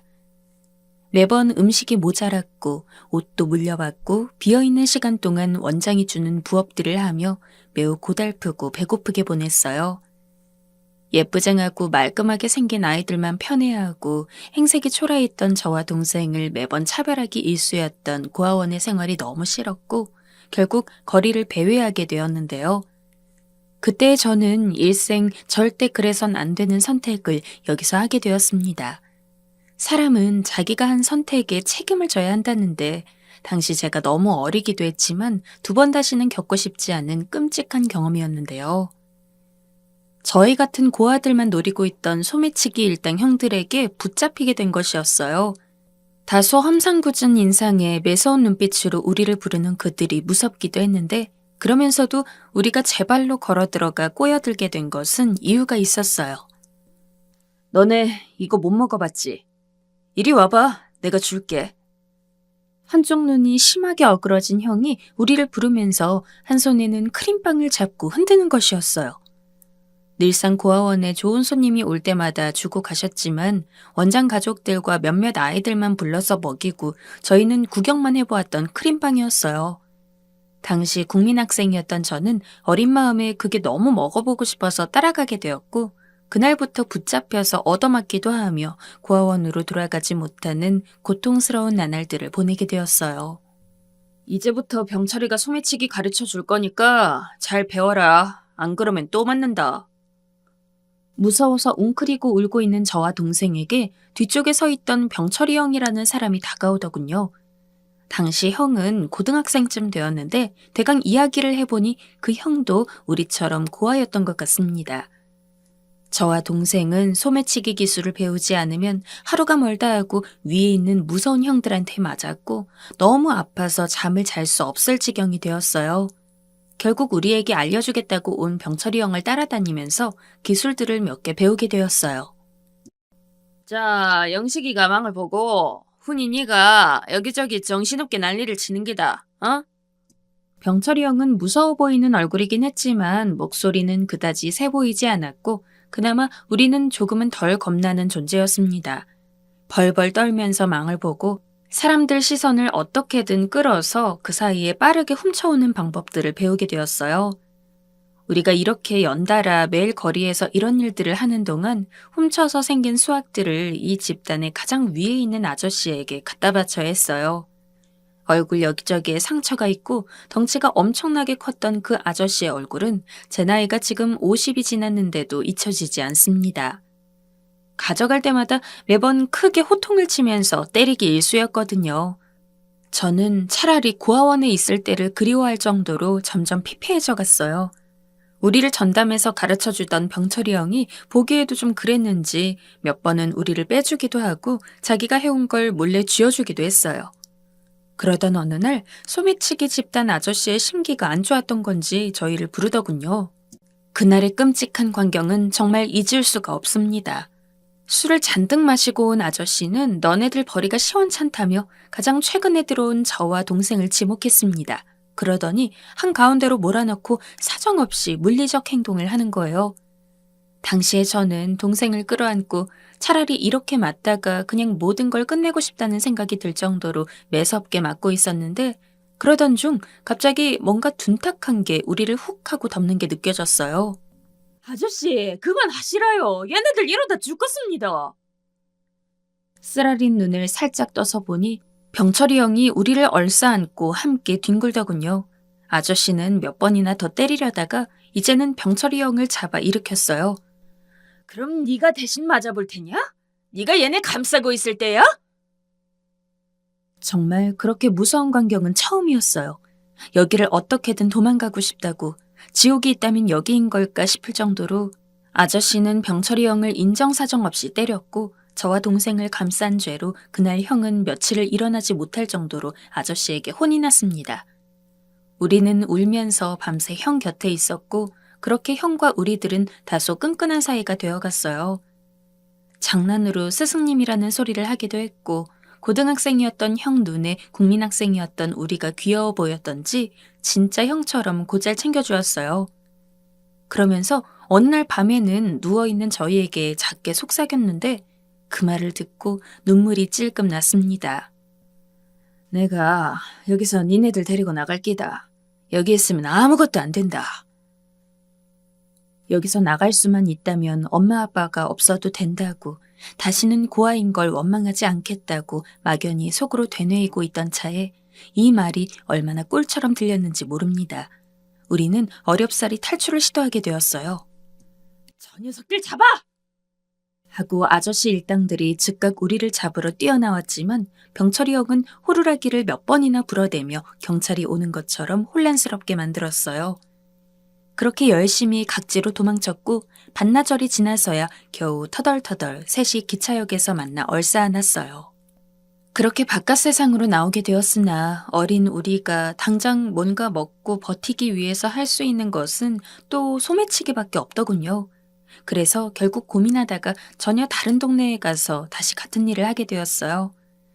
그때 그러지 말고 어디건 가서 도움을 청해야 했는데 막연히 생각이 짧은 상태에서 다시 손을 대버렸다가 결국 아찔한 일을 겪게 되었어요. 하루 이틀 계속되는 배고픔에 질려버린 우리는 동생 영식이가 망을 보게 하고 제가 여기저기 시선을 끌어당긴 다음 병철이 형이 그 주변을 도는 웬 아저씨의 품을 슬쩍 하기로 했어요. 나름 익숙한 흐름이었지만 우리 모두 배고픔에 지친 상태라 어딘가 빈틈이 있었나 봅니다. 째지는 소리가 들리며 웬 아주머니가 제 목을 뒤에서 확 잡는 것이었어요. 이보세요. 얘네들 좀 보세요. 이것들 소매치기예요. 씩씩거리는 아줌마가 저를 잡고 있으니 병철이 형도 훔친 것을 떨어뜨리고 소매치기 당한 아저씨도 눈치를 채고 저희 모두를 에워싸더군요. 아니에요. 저는 당황해서 떠듬떠듬 변명을 했는데요. 아니긴 뭐가 아니야. 이것들 전문이구만. 경찰서에 보내버려야겠어요. 이런 것들은. 우리를 둘러싼 사람들이 소리를 지르고 그 와중에 경찰까지 오게 되어 점점 일이 커지게 되었는데요. 저와 동생 영식이를 비롯해서 병철이 형도 눈동자가 심히 흔들리고 매우 불안한 지경이 되었습니다. 경찰이라니.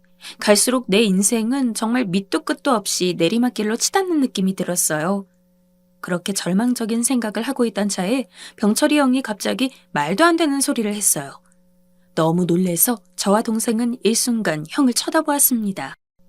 아저씨, 제가 얘들 시킨 겁니다. 얘네들은 아무것도 몰라 얘. 제가 시킨 거라 얘. 우리가 배고프다고 형에게 울먹이며 말했고 어쩔 수 없이 다시 품을 훔치게 된 건데 형은 모든 게 본인이 한 짓이라며 경찰에게 말하고 있었습니다. 형, 병철이 형. 제대로 말을 붙여볼 새도 없이 형은 경찰 아저씨 둘에게 끌려갔고 그렇게 사람들은 흩어졌고 순식간에 동생과 저만 그 길거리에 홀로 남게 되었어요. 저는 너무나 죄책감이 컸습니다. 배고프다고 자꾸 보채는 우리 때문에 형도 어쩔 수 없이 일을 계획한 거였는데 모든 걸 다 자기 잘못이라면서 감옥에 끌려갔으니까요. 병철이 형. 형 어떡해. 경찰서라는 곳을 잘 모르지만 죄를 지은 사람들이 끌려가서 벌을 받는 곳이라 생각했고 나와 동생 대신 뒤집어 쓴 형을 생각하면 속이 너무나 쓰렸습니다. 우리는 그렇게 줄인 배를 안고 거리를 돌아다녔고 점점 지쳐갔어요. 이제는 정말 아무것도 할 수 없어 구걸이라도 하려는데 뒤에서 갑자기 익숙한 소리가 들려왔어요. 훈아, 영식아, 내 왔다. 병철이 형이었습니다. 생각보다 빨리 우리를 찾아온 형을 얼싸안고 엉엉 울었고 형은 뭔가 결심을 한 듯 했어요. 그리고 매우 굳은 얼굴로 저와 영식에게 말을 하더군요. 내 많이 생각했다. 너희들 이제 소매치기 하지 말고 공부해야 한다. 이렇게 살면 안 될 기다. 무슨 말인지 도통 이해가 안 되는데 병철이 형은 한창 배가 줄인 저와 영식이를 데리고 국밥집에 가서 따뜻한 국밥을 양껏 사 먹여줬어요. 그리고 다 쓰러져가는 판잣집에 데려가더니 여기를 본인이 알아봤다는 겁니다. 여기 아주머니 말로는 소 키우는 곳이라서 안 쓴다고 한다. 집 구할 때까지 있어도 된다 했는기라. 축축하고 냄새나는 곳이었지만 여기에는 우리를 괴롭히고 때리는 아저씨나 형들도 없고 무시하는 고아원도 아니어서 그 자체만으로도 너무 좋았습니다. 병철이 형은 어디서 이불도 얻어오고 부서지기 직전인 책상도 갖고 왔어요. 여기서 우리 셋이 사는 기다. 어? 내가 너희들 공부시킬 기야. 공부 안 하면 다시 소매치기 되는 기라. 그렇게 병철이 형과 셋이서 살아가는 생활은 소매치기로 살 때와 큰 차이 없이 여전히 가난하고 넉넉지 않았지만 마음은 너무 편했습니다. 병철이 형은 새벽같이 나가서 신문 배달을 했고 근처 아저씨들에게 물어물어 일을 배웠고 낮에는 구두 닦기도 했습니다. 그리고 밤에는 또 열심히 배달을 나가고 계속 많은 일들을 하며 저와 영식이가 밥도 굶지 않고 공부를 할 수 있도록 해주었어요. 우리는 고아였지만 처음으로 병철이 형의 모습을 보면서 아버지가 있다면 이런 모습일까 생각이 들기도 했어요. 형이 열심히 알아본 결과 검정고시라는 제도가 있다는 것을 알게 되었고 책을 얻어와서 공부를 시켰습니다. 누가 가르쳐주는 사람이 없다 보니 진도도 많이 느렸고 따라가는 것이 상당히 힘들었지만 그래도 하다 보니 완전히 길이 없는 것도 아니었어요. 형이 일하러 간 동안 우리는 엉덩이를 붙이고 앉아서 열심히 공부를 했어요. 그렇게 거의 5년이 다 되어가는 시간 동안 전 중학교 검정고시까지 통과했어요. 공부 같은 건 관심도 없었던 저에게 병철이 형이 새로운 길을 알려주었고 계속 응원해준 덕에 가능했습니다. 장하다. 참으로 장하다. 훈이 네가 고생 많았다 아이가. 앞니가 하나 없는 얼굴로 해벌쭉 웃으며 머리에서 스며나오는 땀을 닦는 병철이 형의 얼굴을 잊을 수가 없었어요. 정말 인생에 볕이 든다는 것을 처음 느꼈던 날이기도 합니다. 왜냐하면 저는 늘 좌절과 멸시, 조롱이 앞섰고 누구 하나 얻어맞지는 않으면 다행인 날들이 제 유년기를 꽉 채웠기 때문이에요.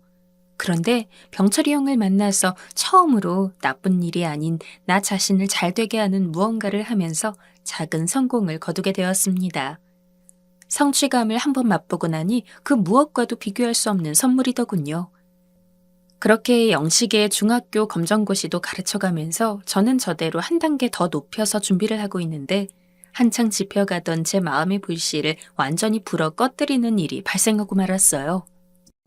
훈이 형, 병철이 형 왜 안 들어오노? 저도 그날따라 좀 이상하다고 생각했어요. 형이 국밥집 배달을 마치고 이쯤이면 당연히 들어오는 시간인데 밖이 한창 어두워져서 앞이 안 보일 정도인데도 기미가 안 보이는 겁니다. 왜 그런 건가 싶어 계속 신경이 쓰이고 이윽고 동생은 울음을 터뜨렸습니다. 병철이 형 왜 안 들어오노? 내 무섭다. 그렇습니다. 저와 영식이에 있어 병철이 형은 형이자 아버지였고 어머니였기 때문입니다. 부모님을 한 번도 맛본 적이 없는 우리에게 형은 부모님 그 자체였어요. 함께 보낸 5년의 시간 동안 형은 매번 힘든 몸을 끌고 들어와 지쳐 쓰러져 자기 일수였지만 그 작은 방에 셋이서 몸을 웅크리고 자는 날들은 그 어떤 따뜻한 이불과도 비교할 수 없이 포근했어요. 우리를 지켜보고 돌봐주는 병철이 형이 이렇게 아무 말도 없이 안 들어온 적이 없었기 때문에 우리는 적잖이 당황했어요. 몇 번이나 다시 마음을 되새기면서 무슨 사정이 있을 것이다, 어디서 자고 오나 보다 하며 생전 없었던 일들을 억지로 상상하며 이해해 보려고 애썼어요. 하지만 그렇게 달력이 넘어가고 또 넘어가도록 형은 들어오지 않았습니다. 일주일이 지나고 한 달이 다 되고 두 달이 되도록 들어오지 않는 형을 보며 우리는 포기할 수밖에 없었어요. 그 사이 몇 번을 불안함에 화도 냈다가 울기도 했던 동생은 힘겹게 한마디를 뱉더군요. 훈이 형, 우리 또 버려졌나 보다.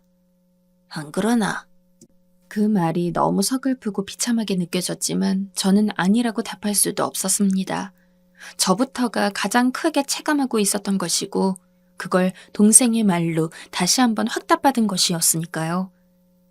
난데없이 그렇게 자취를 감춰버린 형을 두고 저는 이제는 제가 형의 자리를 이어 배달 일을 하면서 먹거리를 준비하고 그 와중에 고등학교 검정고시까지 따느라 여간 고생한 게 아니었어요.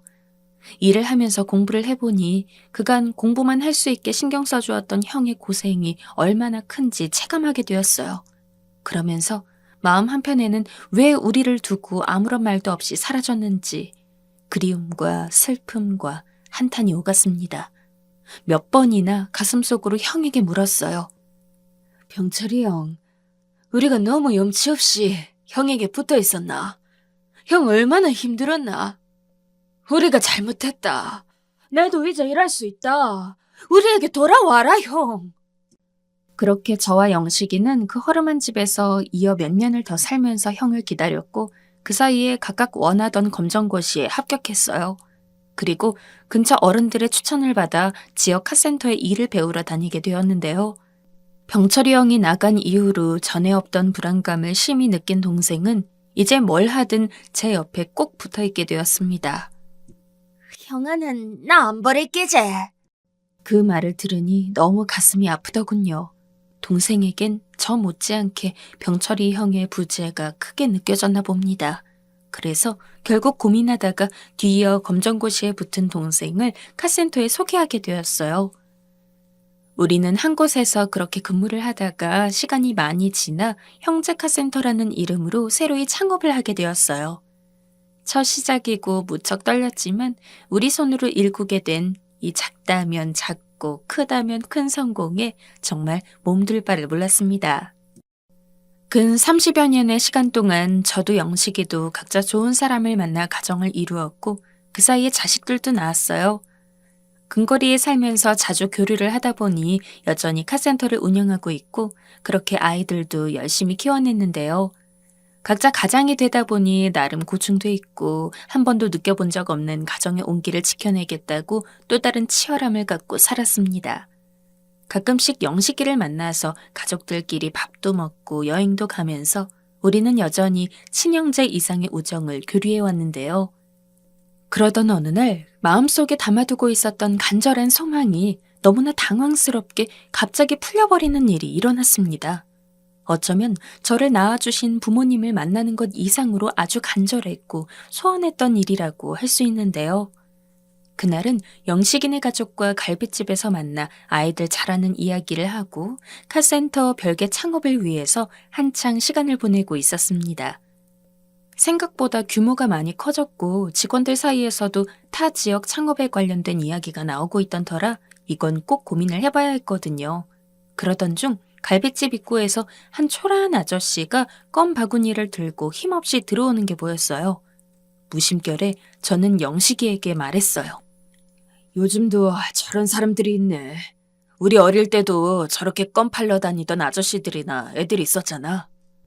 그러게, 어릴 적 생각나네. 얘네들은 모르겠지. 이렇게 말하면서 영식이는 자기 애들 머리를 쓰다듬더군요.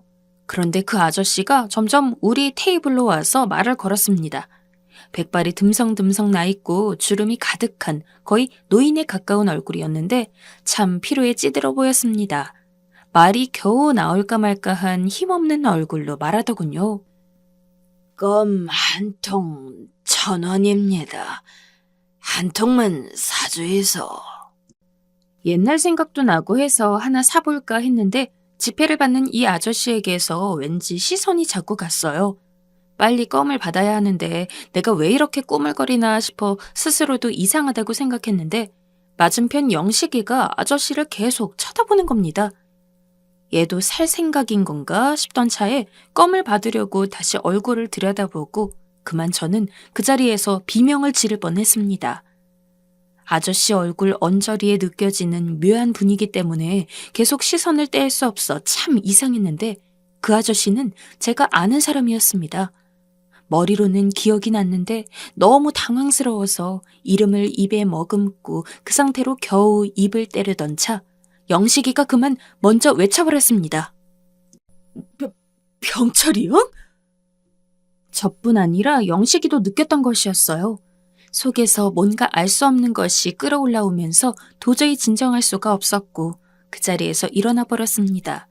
영식이는 의자를 밀고 나와서 그만 바닥에 주저앉았고 병철이 형은 도통 감을 못 잡는 얼굴로 저와 영식이를 번갈아 가며 보더군요. 아무리 보고 또 보고 들여다볼수록 온몸의 신경과 감이 바짝 곤두서며 저에게 말을 해주는 것 같았습니다. 이 사람이 병철이 형이 맞다고요. 푹 꺼진 눈꺼풀이 다 뒤덮여 눈동자를 제대로 볼 수 없었지만 형이 분명 맞았고 당황해서 벌린 입 사이로 하나 빠져있는 앞니는 꼭 병철이 형의 모습 그대로였어요. 형, 저 훈이에요. 형, 병철이 형. 몇 번이나 이름을 부르면서 그 손을 마주 잡았는지 영식이는 옆에서 갑자기 흐느끼기 시작했습니다. 당황한 형에게 우리가 바로 훈이와 영식이라고 말했어요. 형이 우리 그렇게 먹여 살려주지 않았습니까? 형, 우리 기억하십니까? 우리 이래 살았습니다. 이제 가족도 있고 아들도 있습니다. 우리가 형 얼마나 보고 싶어 했는지 아는겨. 그렇게 터져나오는 눈물을 추스르지 못한 채 엉엉 울며 계속해서 얼싸안고 떨어질 수가 없었어요. 한참 있다가 가족들에게 사정을 말하고 병철이 형과 저 동생은 자리를 옮겨 술자리를 하게 되었는데 그제서야 겨우 묻게 되었습니다. 몇 년, 아니 몇십 년을 가슴에 두고 있었던 그 말을 비로소 입 밖에 내게 되었어요. 왜 우리를 버리고 갔냐는 거였어요. 몇 번이나 꿈을 꿨고 꿈속에서 형은 늘 답 없이 사라지곤 했습니다. 드디어 실물로 만나본 병철이 형은 씁쓸한 얼굴로 말을 잇더군요. 너그들에게는 참말로 미안하다. 사실 내한텐 내를 버린 어머니가 있는지라. 어느 날 어머니가 너무 보고 싶어서 어머니 사는 곳에 연락을 해봤다. 그런데 쓰러졌다는 연락이 오기에 얼마 안 남았다는 말을 듣고 정신을 차릴 수가 없었다. 그래서 너그들을 두고 멀리 내려가게 됐다. 미안하다. 그렇게 어머니께 내려갔던 형은 어머니의 임종을 보고 돌아오려고 했으나 새아버지에게 붙잡혀서 다시 얻어맞고 여동생을 빌미로 협박하는 아버지에게 끌려다니며 구걸을 하고 소매치기를 하는 등 비참한 인생을 살았다는 것입니다. 우리에게 그렇게 많은 것을 주려고 했던 형이 자신의 삶은 이렇게 힘들게 살았다니 듣고 정말 너무 애달파서 견딜 수가 없었습니다. 현재는 지병을 얻어서 다리 한쪽도 절개되었고 누가 봐도 노숙자인 모습으로 이렇게 껌을 팔아가며 빵과 우유 등으로 연명을 하며 살았다고 합니다. 그렇게 이어가는 형의 다음 말을 듣고 저는 온 마음이 와장창 무너져 내리는 것 같았습니다. 너그들 이렇게 잘 사는 거 보니까 보기 좋구마. 내도 결혼했으면 이래 살 수 있었겠나 싶다. 네, 부탁 하나 해도 되나? 내일 밥 먹을 돈이 없다. 내 국밥 한 그릇 사서 실컷 사 먹어보고 싶은데 너그들한테 이런 부탁해서 미안하고만. 돈 7,000원만 내 빌려줄 수 없나? 저나 동생이나 너나 할 것 없이 서로 밖으로 뛰쳐나와 벽을 잡고 엉엉 오열을 했습니다. 병철이 형은 우리에게 아버지였고 가족 이상의 것이었는데 우리에게 줄 수 있는 모든 걸 다 주려고 했으면서 자기는 저렇게 힘든 삶을 살고 있고 그마저도 국밥 한 그릇 부탁하는 게 미안해서 고개를 들지 못하고 있었습니다. 그간 형의 삶이 얼마나 처연했는지 얼굴에 잔뜩 늘어선 주름이나 쉰 목소리를 통해 알 수 있었고 매번 우리에게 밥을 먹이려고 애썼고 밤낮 없이 일했던 형의 등은 더욱 굽어 있었습니다. 어쩔 줄 몰라 당황하는 형을 보며 눈물을 닦고 동생을 보았어요. 말하지 않아도 우리의 마음이 어느 정도 통한 것 같습니다. 혹시나 몰라 다시 한번 동생에게 의견을 물었더니 저와 일치하더군요. 병철이 형에게 계좌번호를 알려달라고 해서 받았고 저는 그 자리에서 입금을 했어요. 금액은 타 지역의 카센터 창업을 위해 저금해둔 1억이었습니다. 우리를 그렇게 물심양면으로 돌보아 주었던 병철이 형에게 우리가 줄 수 있는 최선의 것을 형에게 주고 싶었어요. 가파르고 가파른 인생 속 그래도 어딘가는 뚫려 있고 아직 세상을 살아가도 된다고 알려주었던 병철이 형에게 우리도 그 나름의 대답을 하고 싶었습니다. 삶의 구덩이에서 만나 어떻게든 이겨보려고 했던 형의 현재가 너무 애처롭게 느껴졌지만 저희에게 삶의 의미를 알려준 형 역시 조금이라도 그 빛을 발견하길 진심으로 바라고 있습니다.